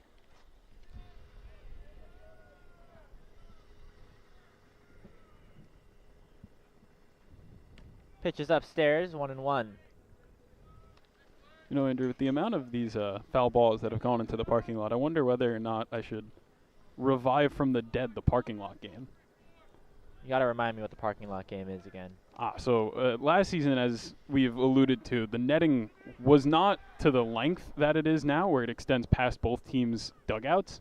It was pretty much just behind home plate and a little bit up until we are right now, slightly off of the right side of home plate and slightly off of the left. So a lot of foul balls ended up going into the parking lot and hitting cars, to which I developed the parking lot game, where at the beginning of each broadcast, the plan was, it never actually got to air, but I talked about doing this for a while. At the beginning of each game, we'd set an over-under for the amount of points that would come in a game based off of foul balls. And based off of if it hit a car and where it hit a car, the amount of points that you would get. And if it didn't hit a car, that would equate to 0 points. And we let the fans off in the chat set the line over-under, over-under, take the vote. And there was going to be a little graphic that was going to come up with the current check, and would have been really nice. So I wonder if it's time to bring it back, or rather unveil it for the first time.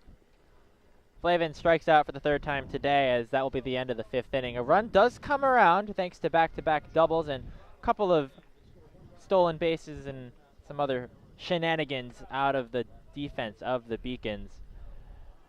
Don't know if we will be bringing that game back today. We'll keep your eyes peeled if you are a consistent follower here of JumboCast. We're going to head to the sixth inning. Jumbos up by 4.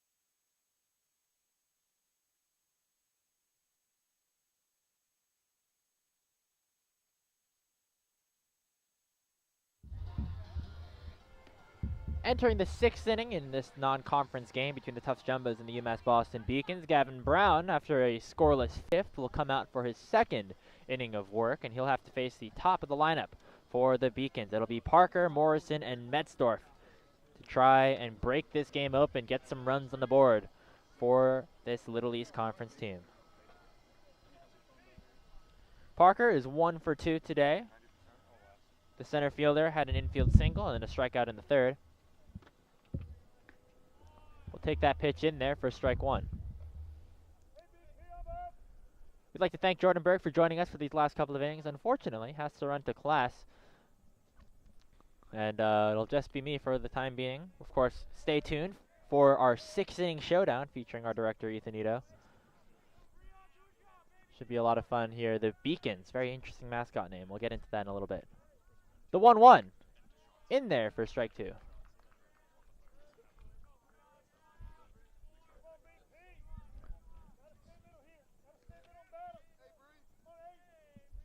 Brown from the windup will deal the 1-2. Swung on in the dirt, and that's a strikeout here for Brown. Drop third strike. Bowman makes the easy play over to Davidson, and there's one away.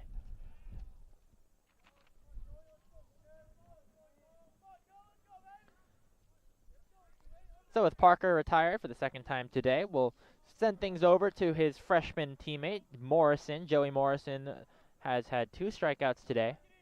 Look to try not make it a third, as he has had a very successful season so far in his first year as a Beacon. Takes that pitch in there for a strike.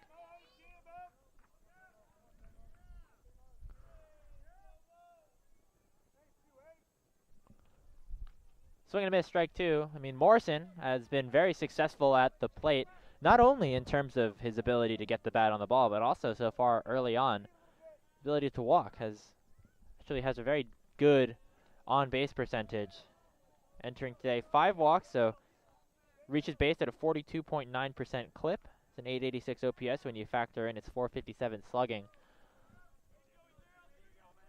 Down in the count 1-2 as he took that ball in the dirt. The pitch from Brown is downstairs again.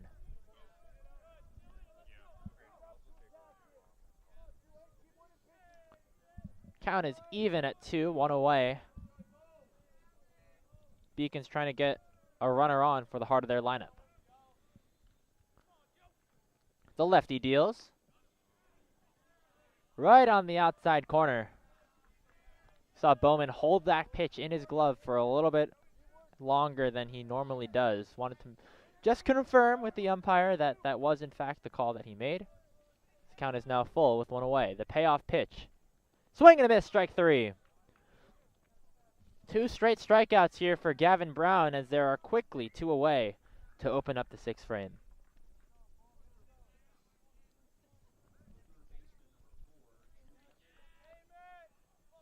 Some more action in the Jumbo's bullpen. They have been running with just having each pitcher pitch 2 innings and kind of pass the torch off to the next player after that. We'll see if that continues to be the play. Metzdorf looks at strike 1. The third baseman has walked and lined to the left field in his 2 plate appearances so far today. The pitch from Brown. In there for strike 2. So early on in this inning, Gavin Brown has done a good job at getting ahead of the count and kind of forcing the Beacon's players to guess what's coming next. The 0-2 is popped up into shallow right field, right along the right field line, and it will be in there fair. Going to be a tough opportunity for Flavin. He has to grab that one in the corner. It's a stand-up double for the third baseman Metzdorf, and there's a runner on with 2 away. A tough angle for us here in the broadcast booth. Unable to see exactly where the ball did land along the right field line. It was ruled a fair ball, as Flavin had to gather that one in the corner.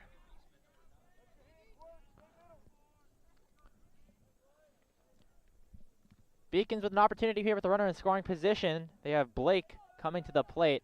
0 for 2 so far, but you know that that's not something that he has been, known for doing. The second baseman has batted with a 1 OPS or more for the last 2 seasons. In 2022, 311, 439, 583 for a 1.022, 47 hits and 34 RBIs. And this year hitting over 400 entering today. Brown from the stretch this time. The 0-1 is popped up. Duffy is settling under it and will be able to make the play. So Brown, after an extra base hit out of Metzdorf, will be able to work out at the top of the lineup. Score still 4-0. The Jumbos did allow a hit, but they will come to the plate with a 4-run lead.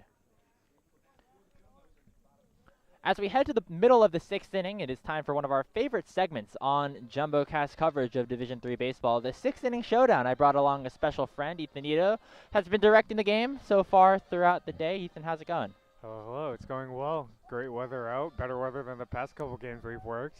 Yeah, certainly so. I can actually, look at my score sheets this time, not soaked by the rain. But if you're new here at JumboCast, what we do here in the 6th inning showdown is we take a look at the mascots that are coming to battle here, not on the baseball diamond, but in the battlefield of war.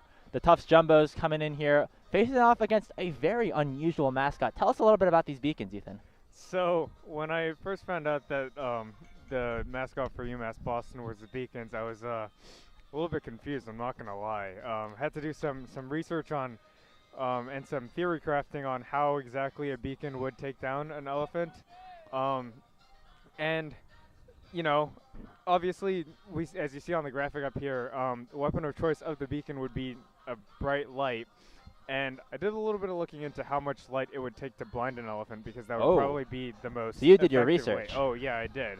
And so it takes about 10,000 lumens of light, which is about as intense as a laser, to permanently blind a person, not an elephant. I couldn't find figures on an elephant. But if we say that elephant eyes and human eyes are pretty much alike, and that a lighthouse produces about 1,800 lumens, it would take 10 lighthouses, I think, of consistent bright light right in the elephant's eye. Right. So, a lot.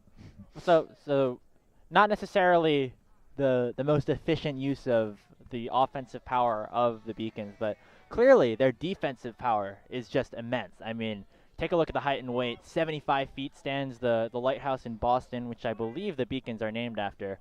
And, I mean, that is just a huge structure to deal with. I mean, if you're an elephant, that is, normally when we do these 6-inning showdowns, the jumbo is most of the time kind of the larger person or larger figure in this situation, but definitely not the case here today. Absolutely. It's a little bit daunting when you're, looking at something that's 75 feet tall.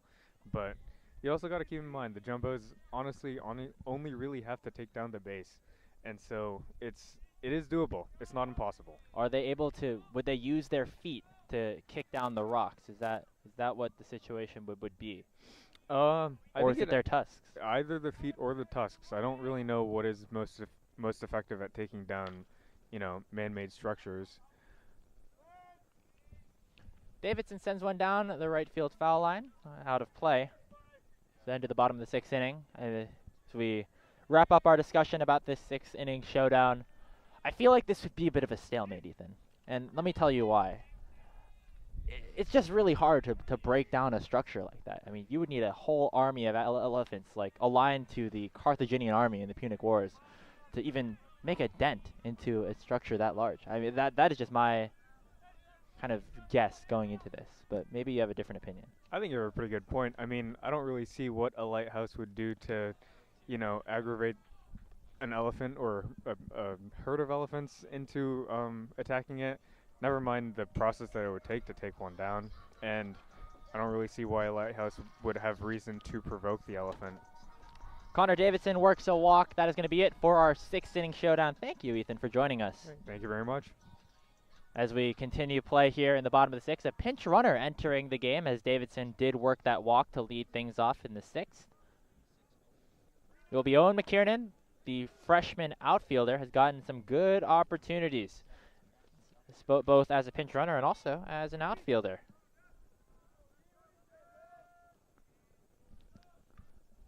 Played a little bit of center field for that man at the plate, Jackson Duffy.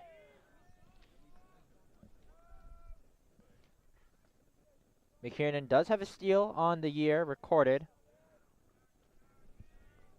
Is used most often in this pinch runner situation.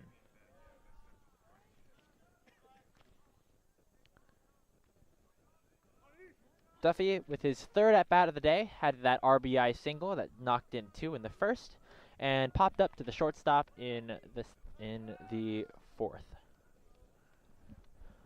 They're going to continue to check that runner, as Davidson definitely was not much of a threat on the base paths, and McKiernan certainly is.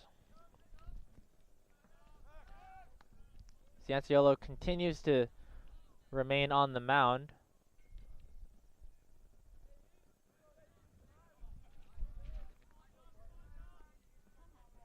As my apologies there, actually a new pitcher on the floor as a runner goes here on that pitch. Throw is in there in time. McKiernan gets caught.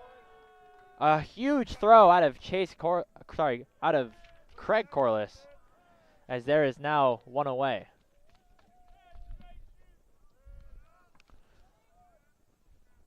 Corliss with his 7th runner caught stealing on the season. A great arm behind the dish, and now there's one away. Pitch to Duffy, swung on and missed, strike 2.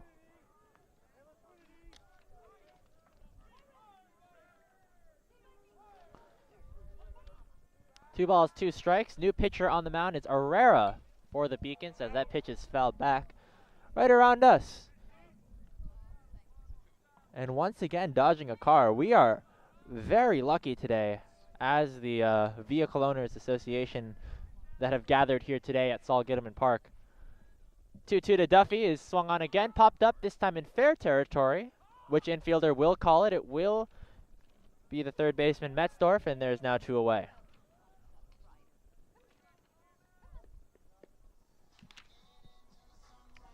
Ethan Herrera is the new pitcher on the mound for the Beacons as Cianciolo worked through 5 innings pitched, 4 hits and 4 runs.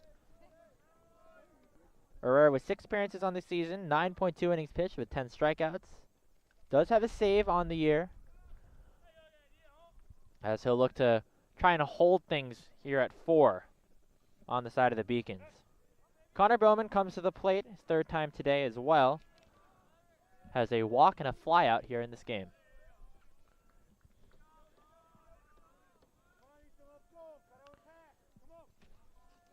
Time running out here for UMass Boston. They're going to have to try to get some base runners and send them home, which has been the key difference maker here. The Jumbos have been able to capitalize on their 4 hits in terms of bringing people in to score, while the Beacons have not. Their hits have been scattered throughout the lineup, and with runners on, not too much success.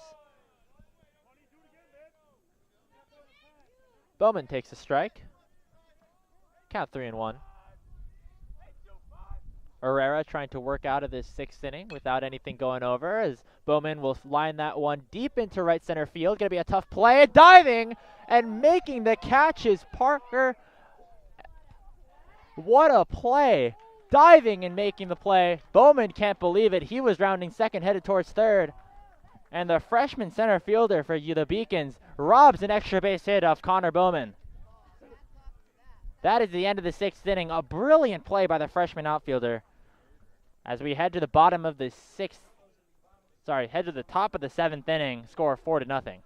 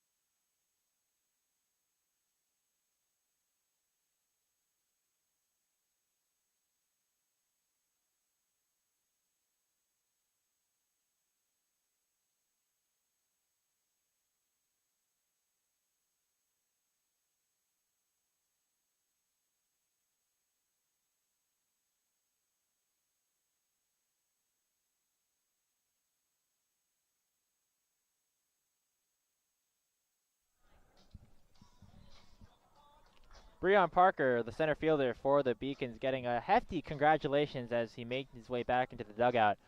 A beautiful diving catch to rob Bowman of a double, maybe even more, to end that 6th inning. And maybe that's a spark that the Beacons need to get themselves back into this ball game. Some defensive changes to record for the Jumbos as we enter the top of the 7th inning.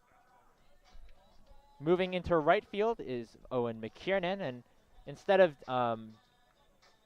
they do a bit of a double switch here with Flavin moving from right to his normal position of first base, position number 3, as Davidson Day is over as he was pinch ran for by the freshman.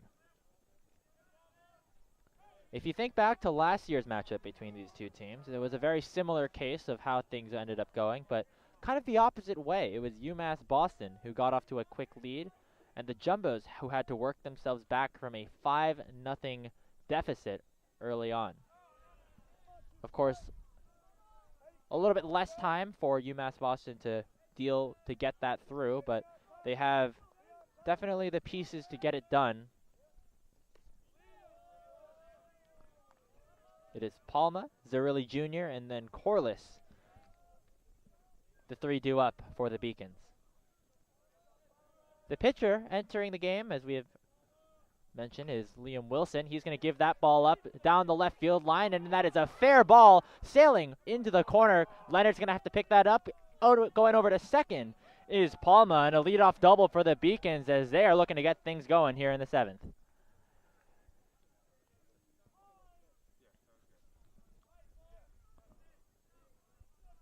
Definitely what you want to see, a runner in scoring position for the player who is leading the team in RBIs. Gianni Zerilli Jr. has had an uneventful day at the plate so far, a ground ball to third and a pop-up to Ozzie Fleischer, the shortstop, but now has a good opportunity to get the Beacons their first run of the game. Grounds that one down the first base line. It is going to be just foul as Flavin picks that one up in foul territory, right on the right side of that first baseline.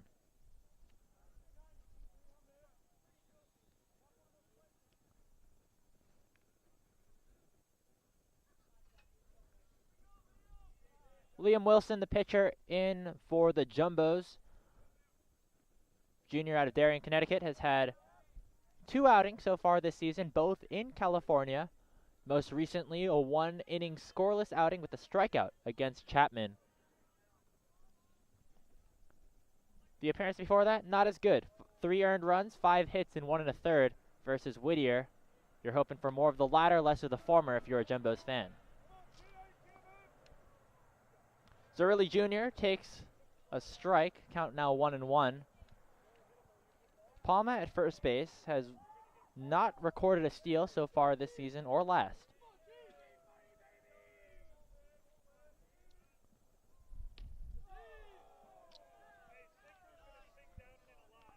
Wilson takes the ball. Wilson throws a ball, over to Zerilli Jr. Clutch hitting has been what the Beacons have been able to accomplish to get themselves to this 10-4 record. Need some of that here in the 7th. Pitch outside. Nice stop by Bowman to prevent the runner from going over to third.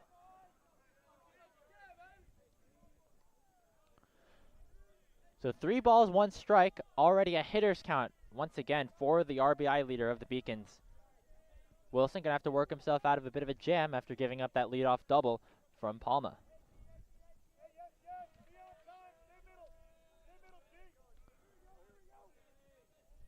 3-1. Swung on and missed. Strike 2. Corliss is on deck. The catcher had a single in his last at-bat. We followed by Jimenez, who has been hot at the plate so far, and then Farnese to round out the bottom of the order. 3 balls, 2 strikes. UMass Boston smelling some blood in the water against Liam Wilson. The payoff just inside. Zerilli able to showcase that one a little bit by jumping out of the zone or out of the batter's box. Another runner reaches base as Wilson allows the first 2 on.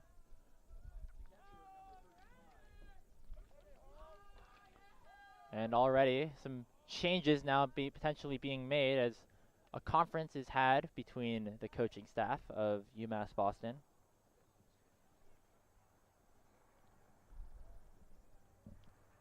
Coach Agerbrodt, in his 20th season as the coach of the Beacons, has led this team, as we have mentioned earlier on in this broadcast, and 2017. Interestingly enough, in 2019, the Beacons were bested to end their season by Chapman in the College World Series, the team that the Jumbos have most recently faced. Obviously, a lot of different pieces, as already almost a full graduating class has rotated in since the last time the Beacons have made the College World Series. Definitely trying to get there again. They, of course, have had the pieces to do it so far. They are off to a very hot start, 10-4 on the year. But now down 4 in the 7th inning. But now finally an opportunity potentially opening up. They have Corliss, Jimenez, and then Farnese. Each of the next 2 hitters for the Beacons have already recorded base hits today. Palma at second, Zerilli Jr. at first. Wilson deals. Showing bunt is scoreless, but will not be held up in time. Count 0-1.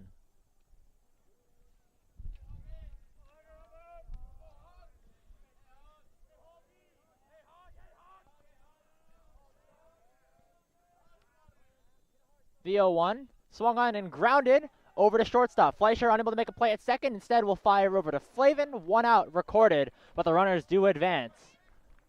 1 away, 2 runners now in scoring position.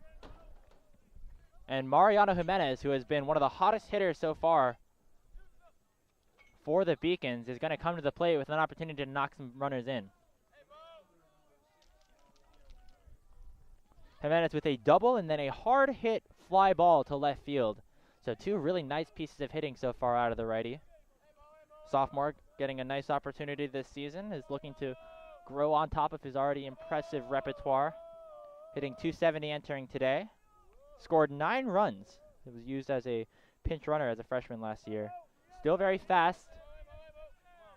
So always have to keep that in mind, as a play to home might result in an advancement of another runner off of a base hit. Wilson now really in a jam. 2 runners in scoring position with 1 away. No force out, and that pitch is lined into left field. Leonard will not be able to get to that. That's going to drop in for a base hit. 1 run will score, rounding third and scoring as well. Standing up is Zerilli Jr., and stretching that out with that speed, as we mentioned earlier, is Jimenez. Throw not in time from Leonard.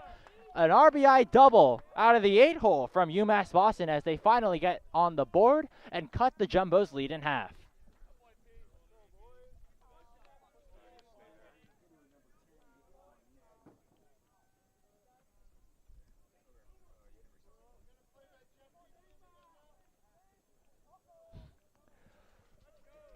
And so a rough first few batters for the junior, Liam Wilson.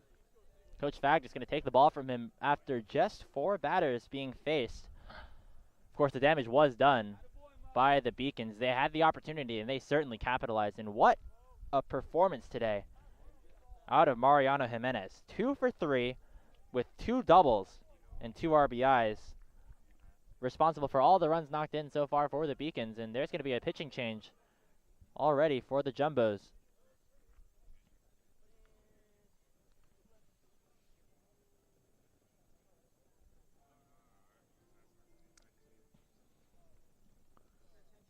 I believe that is Justin Wells entering the game.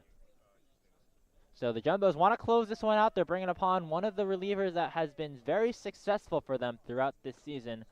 Apart from 1 outing against Pomona Pitzer as the opening performance on that California road trip, Wells has only given up only 1 run, 0 unearned, so 2 unearned overall, where he had 1 inning pitched. Most memorable from Wells was that appearance against UMass Dartmouth, where he came in relief of Pedeswa and just closed the game out. 3 1/3 innings pitched, 2 hits, 2 strikeouts, but was able to get every single inning and every single batter through without a run coming in. And so has been one of the stronger relievers for the Jumbos so far this year, and will look to continue that trend, as now it's a very close game.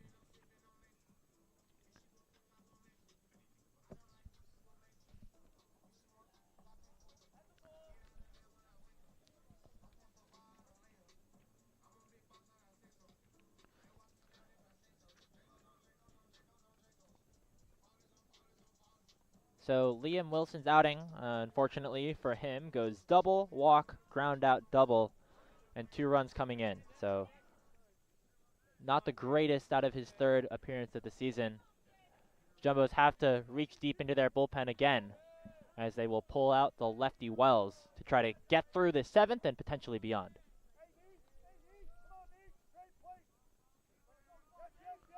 The 9-hitter, Farnese, is up to the plate, and he will swing at that first pitch and foul it off. Jimenez remains on second base. With only 1 out recorded, we are almost certain to see the top of the lineup once again for the Beacons in this 7th frame. Wells sets from the stretch, fires, ground ball to second base. Fleckner will make the play as there are now 2 outs. Advancing to third is Jimenez, and 90 feet away is a potential, another opportunity to cut that lead in half once again.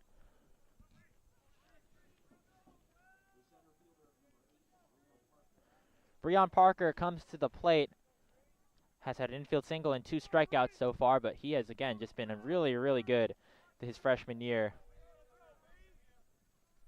And he's going to line that one into the right center gap. Running after it is Duffy and McKiernan, but neither are able to get to that in time. A run comes in again, an RBI and single for Breon Parker, and that's the 3rd run tagged on for the Beacons. And the Jumbo lead is quickly won.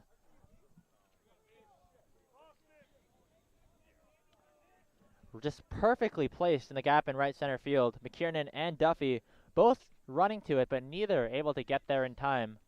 Breon Parker reaches base for the 2nd time today as he records his 2nd single, this time for an RBI.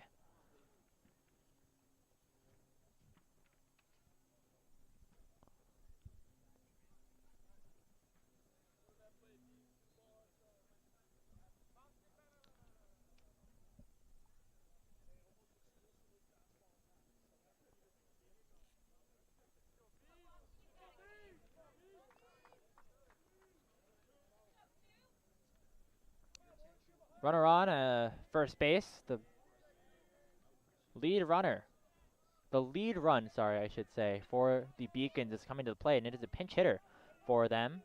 Morrison's day appears to be over. It is Boston Burris who will come to the plate.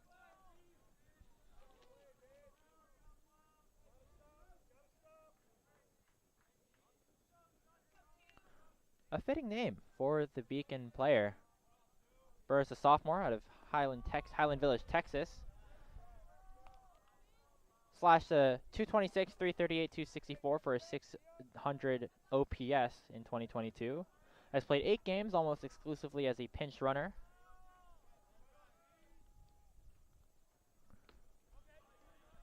Or will come in as a defensive replacement after a pinch runner comes through. Now getting an opportunity to be a really important hitter with 2 away here in the top of the 7th.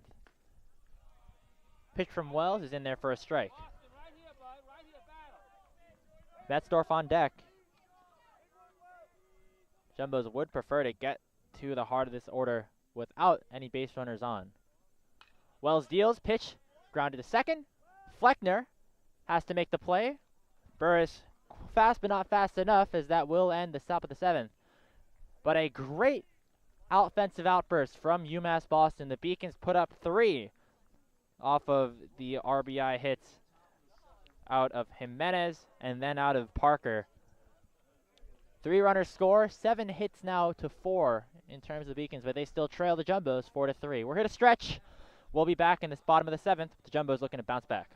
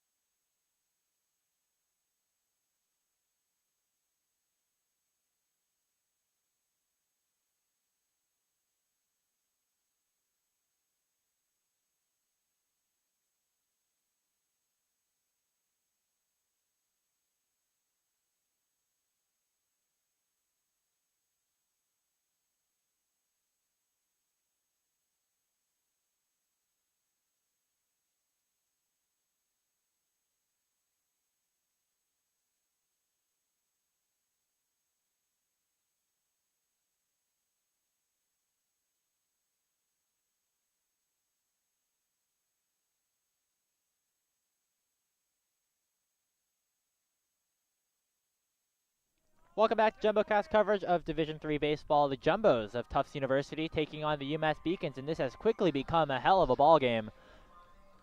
5 half innings left to play. The Jumbos still hold the lead by 1, but the momentum is quickly slipping. A 3-run 7th by the Beacons as they were able to get through, and Ozzie Fleischer will line that one into center field, and the first out is recorded of the bottom of the 7th out of Herrera. Jumbo's had Fleischer, who just was retired there. They will have Fleckner and Leonard, the next two due up. Of course, Fleckner the 9, Leonard the top of the lineup. So good opportunity now for the Jumbos to maybe get some extra runs on the board after losing some opportunities there off of that scoring outburst by the Beacons. First pitch upstairs. Some defensive changes to note here for the Beacons. Burris, who pinch hit, doesn't play too much of the outfield, so will quickly head back to the bench. It is Luke Levitt manning the left field portion of the outfield now. Pitch to Fleckner is fouled back, 1-1.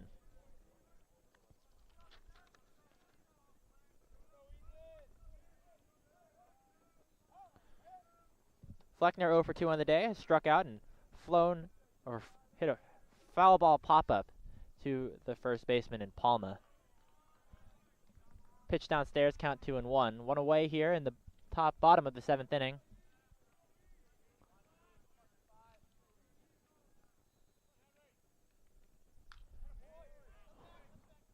Fleckner will foul that one back again, count 2-2.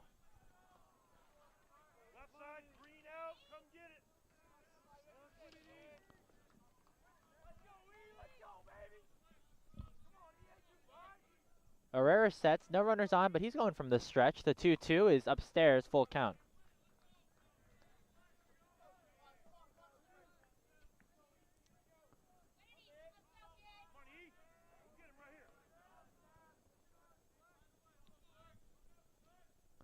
Three-two. Pitch is grounded up the middle. There at the shortstop position is Zerilli, and he'll make the play at first base. Oh, sorry, he didn't actually come up with the ball. Bobbles it a little bit. And actually does not even throw the ball over to Palma. And so that is a runner on. I believe they're going to record that as an error out of Zerilli Jr. Not something you see super often out of the senior shortstop. Was Division III baseball all-region team. Was an all-LEC Little East Conference second team last season where he put up really good hitting numbers. Also just pairs really well with Aiden Blake up the middle. Not something you would necessarily expect. And with a runner on and Ben Leonard, the top of the Jumbos lineup, coming to the plate. Looks like the coaching staff for UMass Boston might look to make a change. Herrera having a conversation, but I don't know exactly what the plan is right now. Looks like they are going to call in a pitcher. The day is over for Ethan Herrera. Responsible for the runner on first base, or I guess not, because it was a reached on error. Thomas Kearse, a senior out of Cohasset, Massachusetts, will come in. Has been very effective as a relief pitcher here for the Beacons so far this season. 6 2/3 innings through 5 appearances. Has struck out 6, only walked 3, but most importantly, hasn't given up many runs. 1.35 is ERA. An interesting statistic that I can take a look at here. Kearse is 3-1 despite being a reliever that only comes in for about an inning or two in the appearances that he has had so far this season. I mean, having that many decisions as a reliever is not something that you're necessarily expecting. Maybe that bodes well. If you are the Beacons looking to change the score, flip the lead back into your favor, you'll have a reliever who dealing out some gas from the left hand. Be the top of the jumbo lineup. Runner on first base is Henry Fleckner. We'll be right back after this.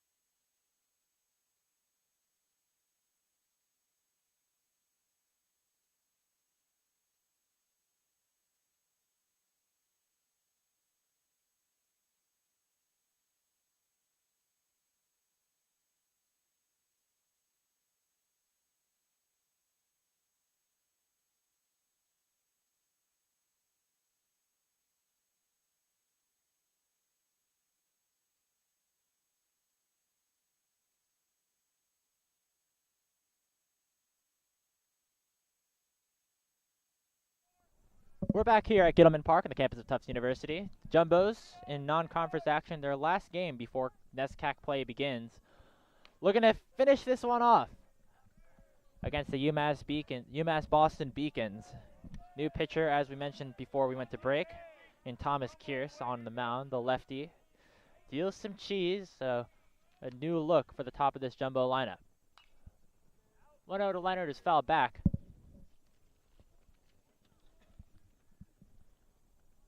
It was ruled an E6 from Fleckner. That is the reason that he is standing on first base. Leonard with a walk, a fly out to right, and a double. That double resulting in a run scored, as well as the other time he reached base.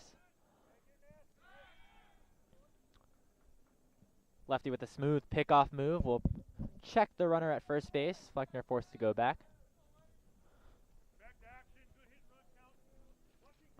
So lefty on lefty. Perhaps this is why they have brought on Kearse. They once again check Fleckner at second base. And for good reason. I mean, he made his debut in collegiate play and as a freshman, primarily as a pinch runner. You're going to see that right here. He goes over to second. The throw over from Corliss is not in time. That is the 6th stolen base of the 2023 season for Henry Fleckner. And there's now a runner in scoring position for the top of the lineup of the Tufts Jumbos.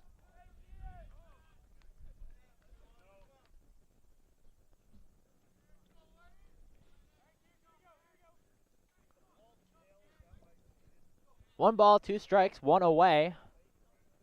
It's been a very exciting ball game so far, and the Jumbos have an opportunity to extend their lead. Pitch just outside. Count now 2-2.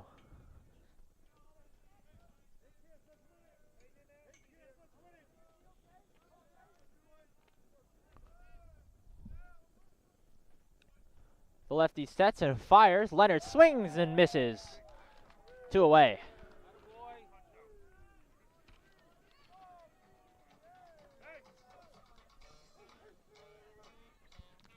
That speed from the left side, definitely something to be feared. Kearse performing very well in that first batter that he did face. Now has to deal with Patrick Solomon. Solomon had a double last time up in the 5th inning. Pitches down at the knees, strike 1.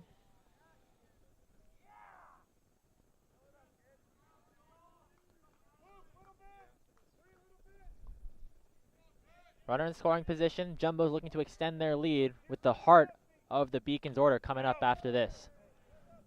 Ball is fouled back. And I believe it once again dodges a car. Our producer Ethan is sighing with relief every time that he hears concrete. No balls, 2 strikes. Kearse looking to close out the 7th. The pitch upstairs. They're checking Fleckner. They know that he's fast. Stole second, and now the Jumbos have shown that they are not afraid to steal third, even against somebody with as good as an arm as Corliss.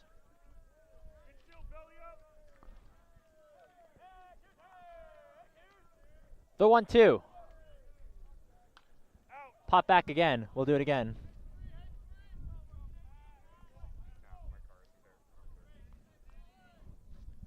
We're getting very lucky today. There's been no cringeworthy clank of leather hitting metal. 1-2 to Solomon. He check swings and fouls it back. Base hit would likely score Fleckner at second base. He is very, very fast. As Solomon has worked a really nice at-bat. Effective day at the plate so far today. The 1-2. Foul back again. So Kearse is hitting his spots, throwing some nice pitches, but keeps getting spoiled by the bat of Solomon.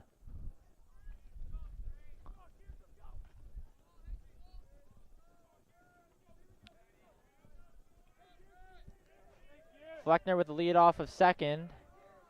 The 1-2. Popped up into foul territory. Do the Beacons have enough room? Don't think they do. That ball sails out of play. Palma and Jimenez both gave it a good old college try, but instead, I believe we'll have 1 and 2, part 4, or part 5.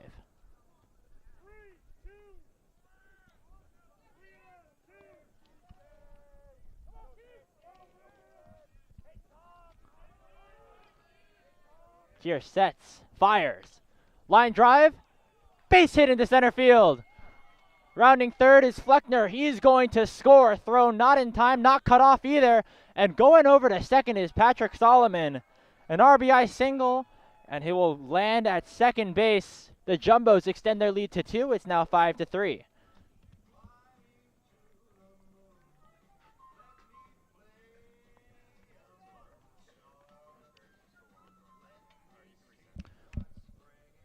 Another looper above the second baseman, Blake.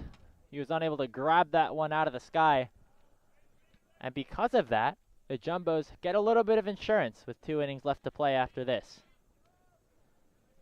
And once again, the same situation as we were in the last time a batter was up. Runner on second, 2 outs. And hey, Jimmy Evans has a good opportunity to extend this lead again. Oh, and they're going to intentionally walk him. They did not want to get beat by one of the best hitters in the NESCAC, who has been incredibly hot throughout these last couple of games following from their California road trip. Jumbos call a conference as they now have 2 runners on, with Flavin coming to the plate. And if you are the coaching staff of UMass Boston, I mean, this makes a lot of sense. Of course, you have Evans, who already has singled and scored a run, and in the other 2 plate appearances that he did have, he hit 2 hard fly balls into the outfield that were both recorded for outs, but he's been able to get the bat on the ball. On the other hand, the batter that they are now looking to face, Connor Flavin, 0 for 3 with 3 strikeouts, and even if you go back a little bit further to the 3-game series that he had against Chapman, was 0 for 10 with 6 Ks, so a total of 0 for 13 with 9 strikeouts is Flavin in his last few games. Perhaps this is what Kierce wants to face.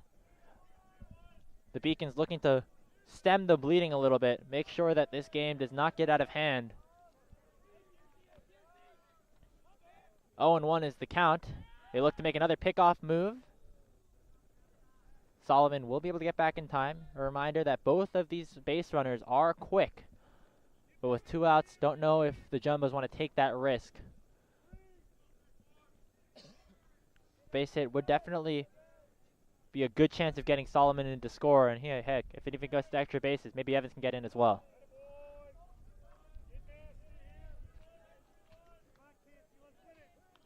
Pitch is fouled back. 0-2 is the count. Kierce again with a good opportunity to close this inning out.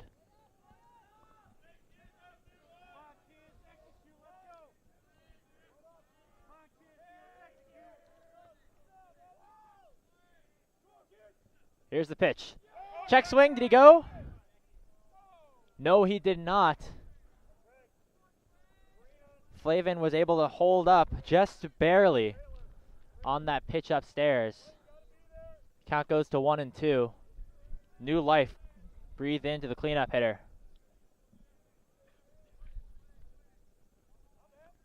Here's the 1-2. Popped straight up.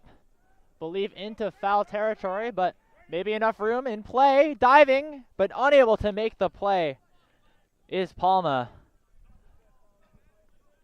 That ball was hit incredibly high up into the air. It's a very tough play to judge in terms of trying to gather that, not only because of the amount of spin on that ball, but also just because of the communication that you have to have. Of course, Corliss, Kierce, and Palma all vying for that opportunity, but neither able to get to it. So instead, we'll do it again. 1 ball, 2 strikes, 2 away. Runners on first and second for the Jumbos. The pitch upstairs, 2-2.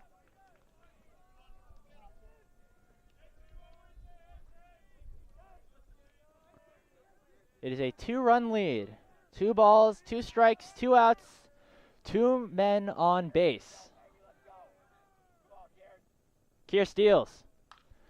Line drive, deep fly ball, right center field. And that ball is gone. A 3-run blast by Connor Flavin, who breaks out of his slump in a big way. 3-run score as Flavin rounds the bases.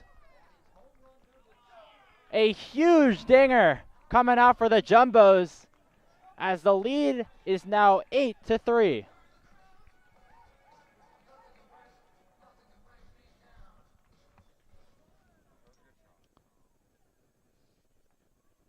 What a blast into right center.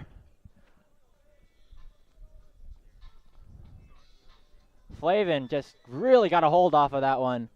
And after really struggling to put the bat on the ball these last couple of days, you have to know that that feels good and is a great sign for the Jumbos moving forward into NESCAC play.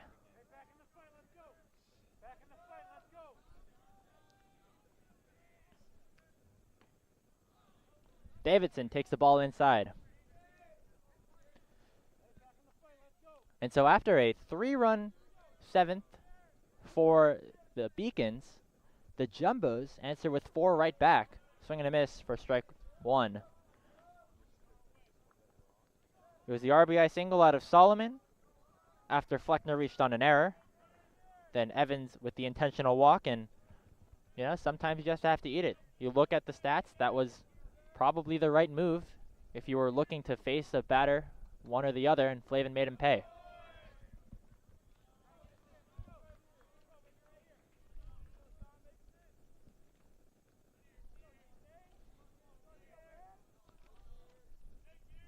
Davidson takes a 2-2 right at the knees, and that is a called strike 3. That'll end the 7th inning, but not before some immense damage was done. Kearse ends the inning, but at the cost of 4 runs from the Jumbos, largely in part to that massive 3-run blast by Connor Flavin. Jumbos now with a 5-run lead. Beacon's going to have to answer back. They have the heart of their order coming up. We'll be right back after this.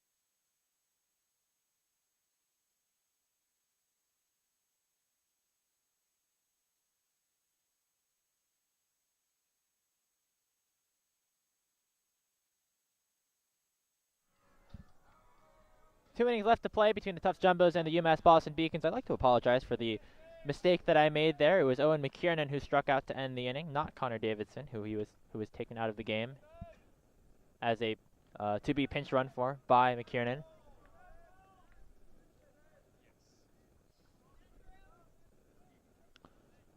As we head to the top of the 8th inning, Wells will come back up again to the mound. That pitch is popped up into right field. There to secure it is Owen McKiernan, and there's one away.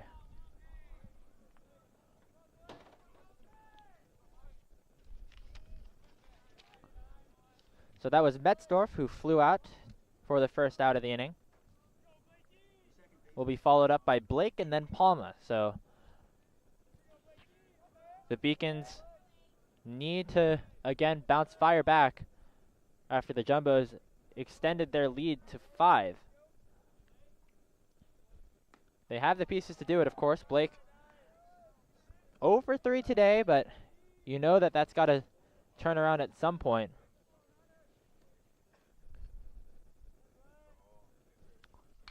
And that's a fly ball deep into center field.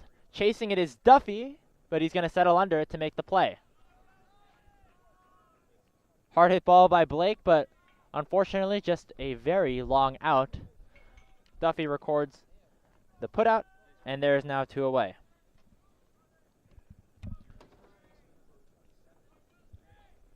If Wells is able to get through this 8th inning cleanly after Palma comes to the plate, you wonder if the decision is to keep him in to close out the game.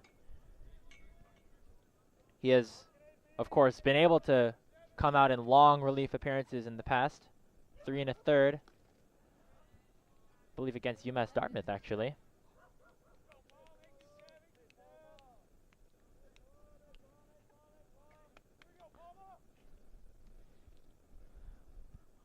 One ball, 1 strike to Palma. Takes that one in the dirt for ball 2.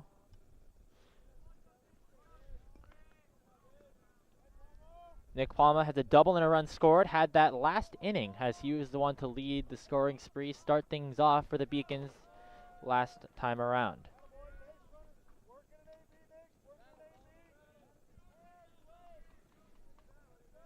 The Beacons still have out-hit the Jumbos 7-6. But as that swing and a miss comes through for strike 2, it, of course, has not necessarily been able to result in runs coming across the board as effectively as Tufts has. And of course, you go back to that reached on error from the shortstop, Zerilli, by Fleckner, that allowed Fleckner to reach.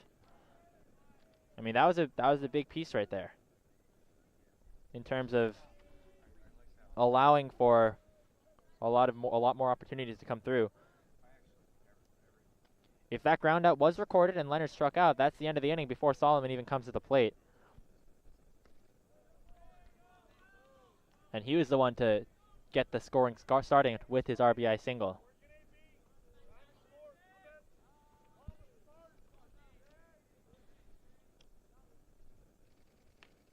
Speaking of, after that walk for Palma, Zerilli Jr. does come to the plate, walked and scored a run his last time up. Faced Liam Wilson last time, so now has a new arm to face off against in Wells. The 2-0 in there for a strike.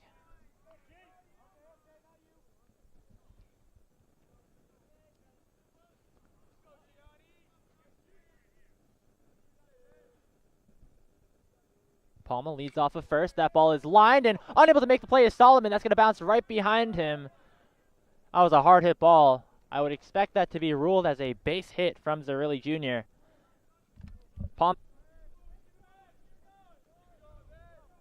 Another big opportunity here for the Beacons. Craig Corliss has a base hit, a ground out, and a fly out. The grad student out of Hopkinton, Massachusetts will look to potentially close this gap just a little bit.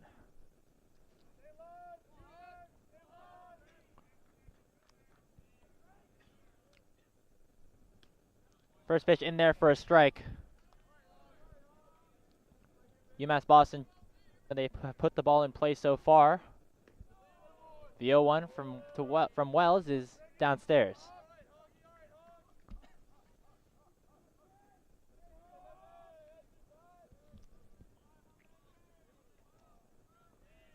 So after a very quick few innings, there have been 7 runs scored.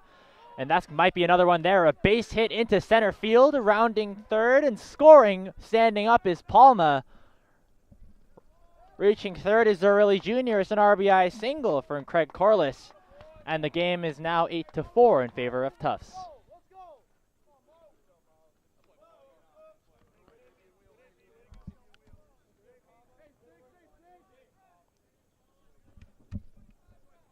Another nice set of hits coming through for the Beacons. They have been able to string together some in these last 2 innings. And hey, the party is not over just yet because Mariano Jimenez has been scorching at the plate once more. Takes that pitch outside for ball 1.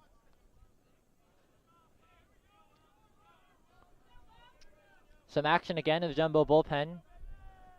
Of course, if you're Tufts, you would have loved to just ride this one out with Wells, but can't be so sure after this run has been allowed. Beacons on the corners. That is Zerilli Jr. at third, Corliss at first. And Coach Fagdis is going to have a talk with Justin Wells. Able to get ahead in the count these last couple of batters. Once again, sitting at a 2-0 count. I mean, it just allows for Wells to, it forces Wells to really hammer some pitches in the zone. Not really able to play around the edges as much. And that just allows for opportune moments for members of the Beacons. You saw Corliss take advantage of it as well as Zerilli Jr. And they are now the two base runners on as Coach Vagdis has a talk with Wells.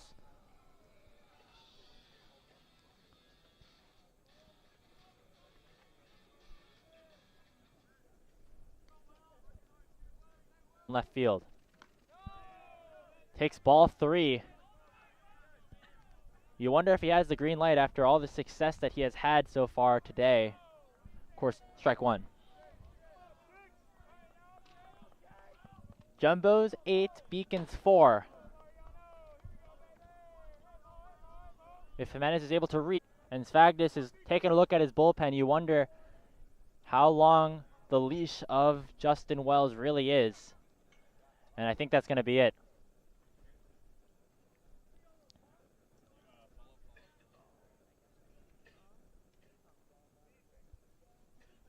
So Wells' day is complete.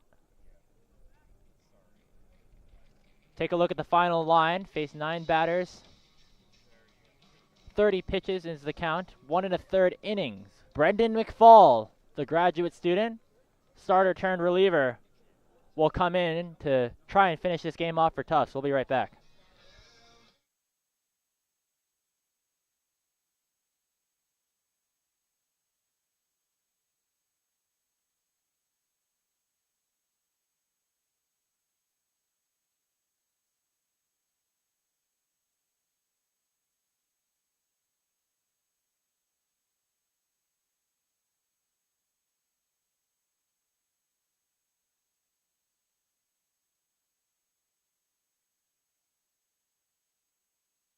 Goodman Field on the campus of Tufts University. It's been a very exciting, tense, high-intensity, back-and-forth, non-conference matchup between the Jumbos of Tufts and, of course, the UMass Boston Beacons. Battle of the Red Line, you can say, as both schools do have stops around the area. Brendan McFall, very tumultuous career here as a member of the Jumbos, has been a starter these past couple of seasons and now entering what could be his last year when they did face off against each other in Boston, and was not a pretty outing for him. Was unable to record an out, 4 earned runs, and the Jumbos had to come back from a 5-0 deficit after a 5-run first inning from the Beacons. We'll see if McFall can spell some of his. Farnese enters the batter's box. Farnese is 0 for 3, a ground out, a fly out, and another ground out. The 0-1. Downstairs. McFall has some heat. And this is a very important batter for him to retire in order for Tufts to stay in this game and retain their 4-run lead. Out of Farnese, and so in to score is Zerilli Jr. I believe that's a wild pitch out of McFall. Not the start that he wanted.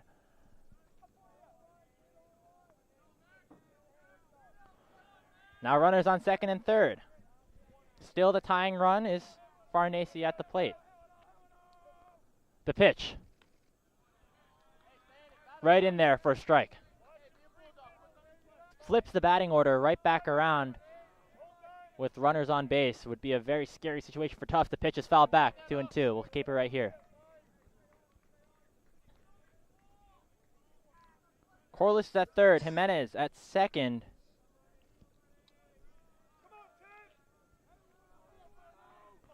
McFall sets. The 2-2. Works out of a jam. 1 run scores off of a pass ball, but you're going to take that any day of the week. 2 runs come in total for the UMass Boston Beacons, but the score still 8-5 in favor of the Tufts Jumbos. Tufts will come back to the plate in the bottom of the 8th. We'll be right back after this.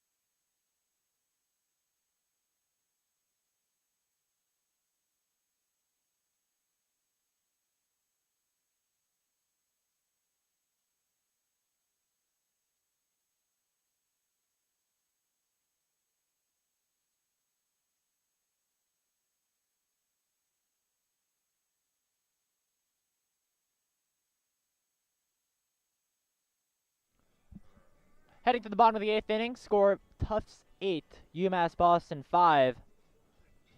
Brendan McFall works himself out of a jam, leaves 2 runners on after 2 runs do score. Jumbos will have Duffy followed by Bowman and then Fleischer due up. And we'll be facing a new set of arms. That is Jackson Snyder, the junior out of Durham, North Carolina.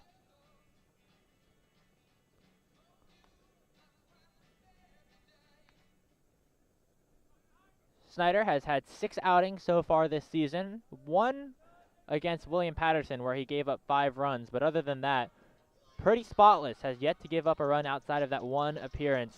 Coming off of a 1.2 inning outing and a win over JWU. As well as 7 strikeouts. First pitch to Duffy. He's swinging it.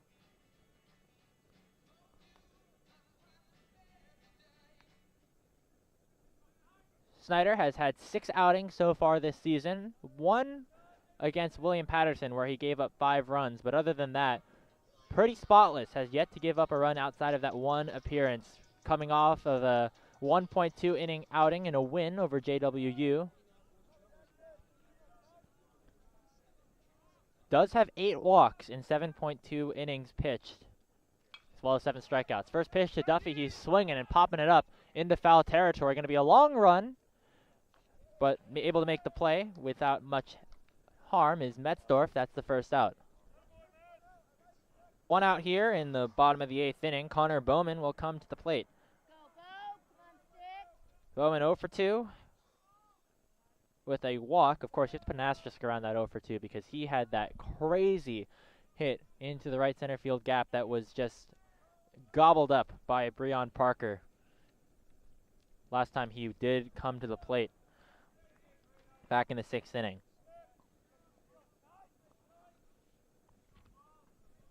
So overall, a good piece of hitting, but results in an out nonetheless. That's not going to show up in the stat sheet, unfortunately, for him. He'll take that one low, 2-1.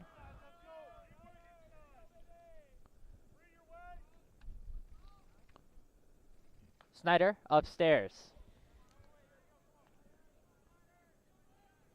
Ozzie Fleischer on deck with 1 away, getting some good contact hitting. If Bowman is able to reach, always a good thing for the Jumbos. 3-1, grounded up the middle. That's going to be a base hit past the diving Zerli Jr. And Connor Bowman will get onto the base paths once again.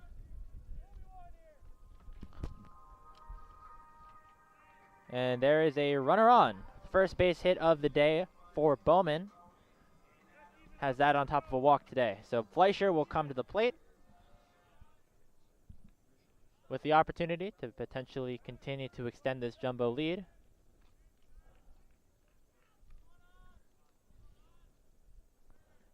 Snyder deals. Fleischer swinging at the first pitch into foul territory right behind us in the broadcast booth.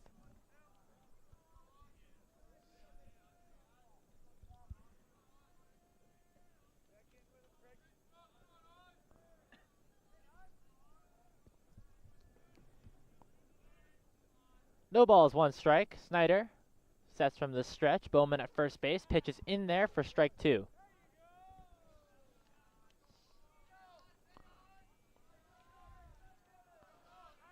On top of being a great contact hitter, hitting .314 entering today, Fleischer does not strike out almost at all. Only 8 strikeouts in the last 2 years of play. 5 Ks and 127 at-bats in 2022. So he's able to get the bat on the ball more often than not.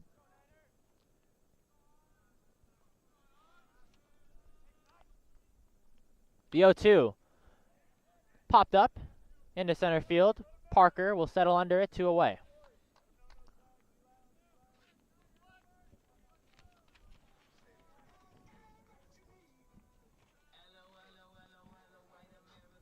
Two outs, runner on first base. Jumbos lead this one 8-5 here in the bottom of the 8th inning. To the plate comes the second baseman Henry Fleckner.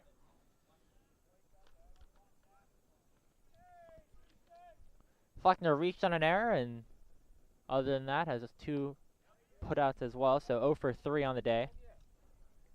Was responsible for keeping that rally from the Jumbos alive, which allowed them to really burst out off of that 3-run homer from Connor Flavin.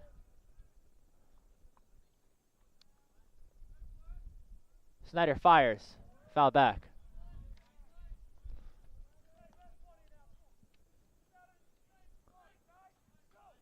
Leonard on deck, or runner on, would flip the order around once again.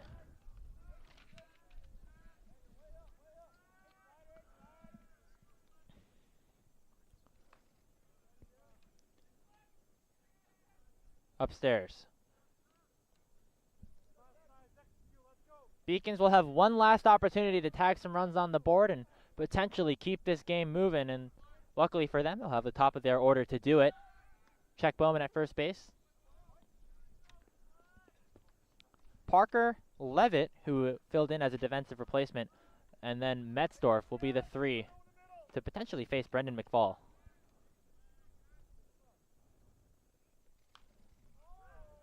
Foul back again.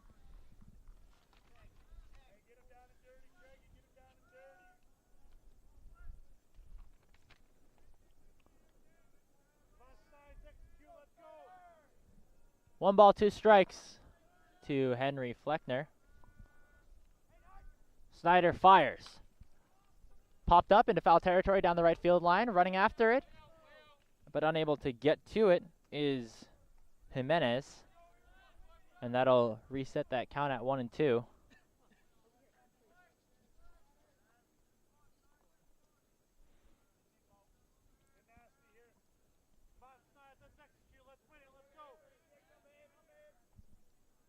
One ball, 2 strikes, 2 away. Beacon's trying to end this 8th and escape it unscathed. Pitch down in the dirt. Bowman does not go. Nice stop by Corliss. 2-2.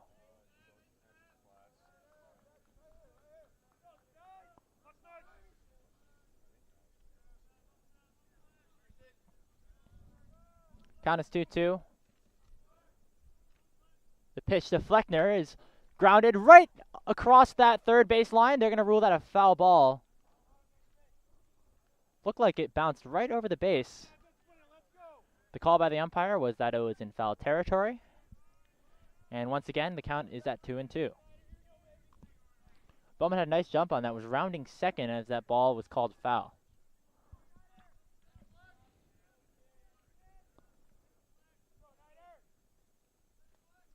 Two once again. Jumbo's have done a good job at working these counts. The pitch down in the dirt. And we are all full.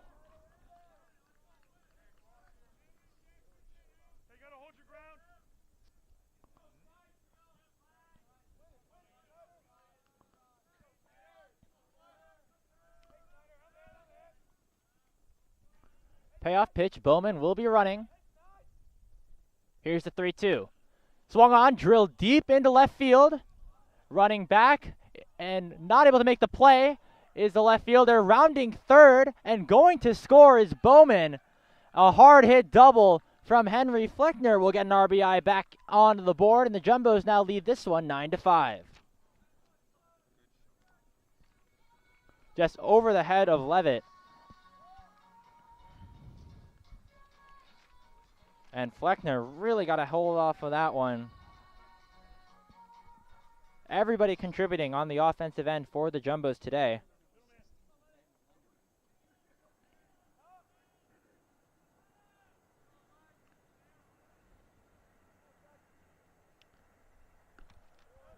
And of course, on that 3-2 count, being able to get that head start from Bowman was part of the reason why he was able to go all the way from first to score. Now the Jumbos lead this one by 4. An extra insurance run for their defense and for most likely Brendan McFall, as the lineup has been flipped back around. Ben Leonard will take ball 1.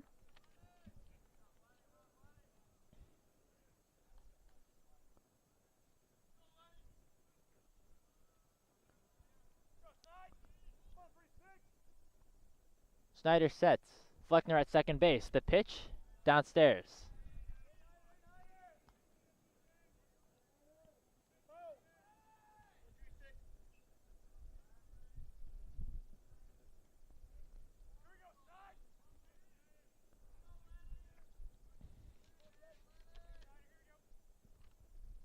Leonard grounds that one right down the first base line. Making the play is Palma, and he gets the handoff right back over to Snyder to retire the side. But an RBI double from Henry Fleckner gets another run on the board for the Jumbos. They lead this one 9-5. It's the top of the Beacons order to try and get back into this one. Brendan McFall walks back out. He's going to look to close this game after this.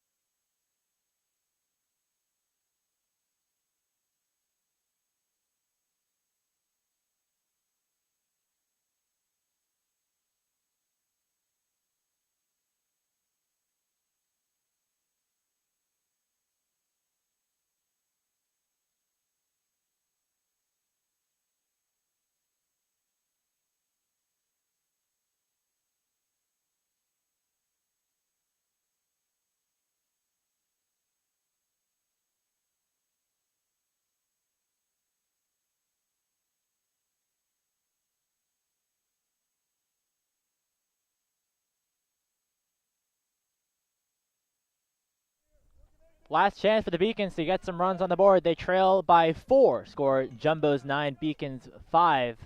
And what has been a very exciting game between these two Boston area teams.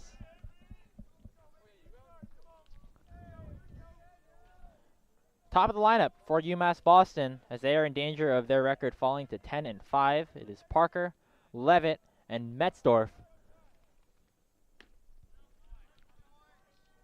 Breon Parker takes a strike. Had a single in his last at-bat. 2 for 4 on the day. Also has 2 strikeouts. The righty McFall deals one in the dirt.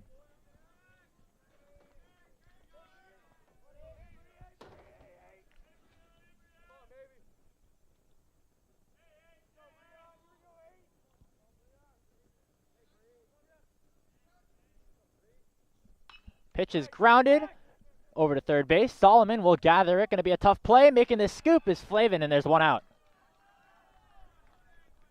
Softly hit ground ball over to Patrick Solomon. He's able to make that nice play.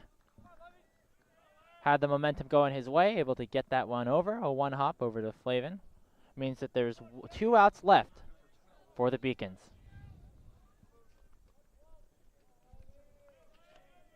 And here comes Luke Levitt out of Manchester by the Sea, Massachusetts. Entered this game as a defensive replacement after the pinch hit of Boston Burris. The junior takes strike 1. That pitch upstairs.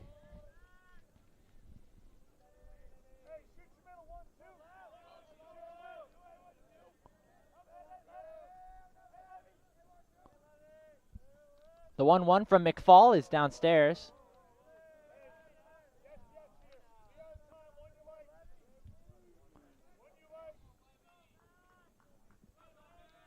Levitt hitting just 4 for 29 on the season. Did not get much playing time last year. The 2-1 lined right to Fleischer. A nice piece of hitting, but unfortunately for him, it's 2 away. UMass Boston down to their last out.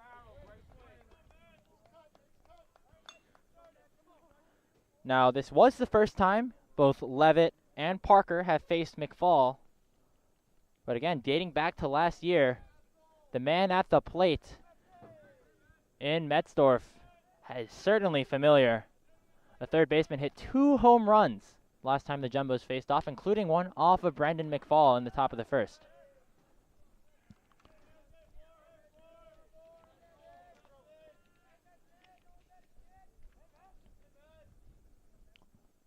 The 0-1, McFall. Swing and a miss, strike 2. And UMass Boston is down to their last strike.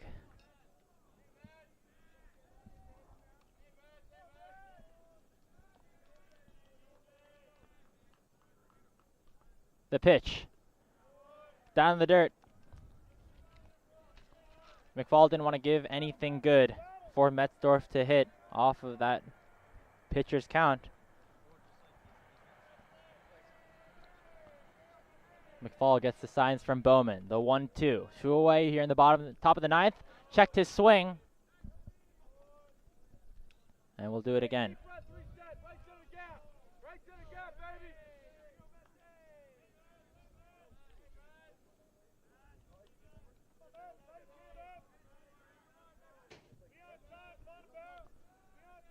Two balls, 2 strikes, 2 away. McFall deals in the dirt. And so the game plan has been, after getting ahead in the count, to work the low part of the zone. Unfortunately, McFall has missed his last couple of spots and now has to make a decision with a 3-2 count. The pitch. Downstairs again. Some life still here for the Beacons. Metzdorf will reach. And that'll bring Aiden Blake, the team's best hitter so far this season, up to bat.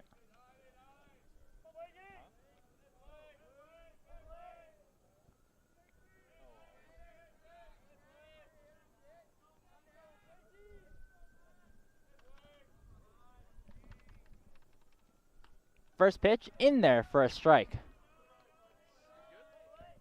Last year when the Beacons faced off against McFall, Blake walked and ended up advancing all the way around to score, as McFall was unable to have his control that time.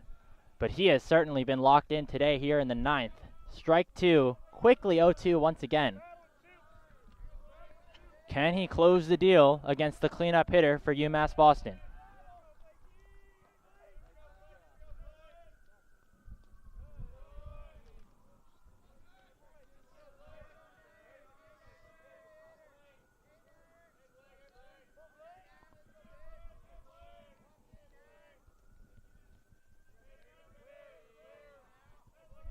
The 1-2.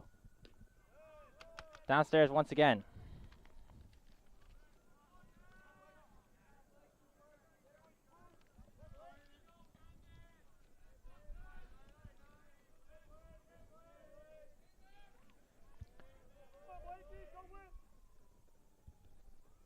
The pitch. In there, strike 3. McFall gets them looking and will defeat the UMass Boston Beacons. Final score here at Gittleman Park, Jumbos 9, UMass Boston 5. It was a collective effort from the Jumbos pitching staff today. They went from Gustafson to Schwartz, Brown, Wilson, Wells, and Brendan McFall to close things off with a strikeout looking. A good sign for the Jumbos, as they will end this game with a win, will extend their record to 7-5. The UMass Boston Beacons will fall to 10-5 on the year, as the Tufts Jumbos in a good spot.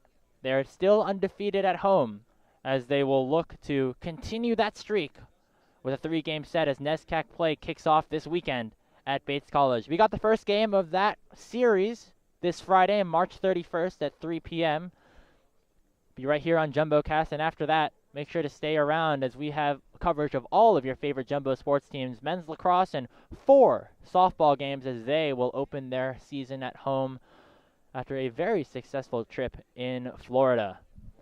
For all of us here at Tufts JumboCast, we'd like to thank you all for tuning in for this non-conference matchup. Once again, final score here at Gittleman Park, Tufts 9, UMass Boston 5. I've been Andrew Howe. We'll say so long for now and have a wonderful rest of your day.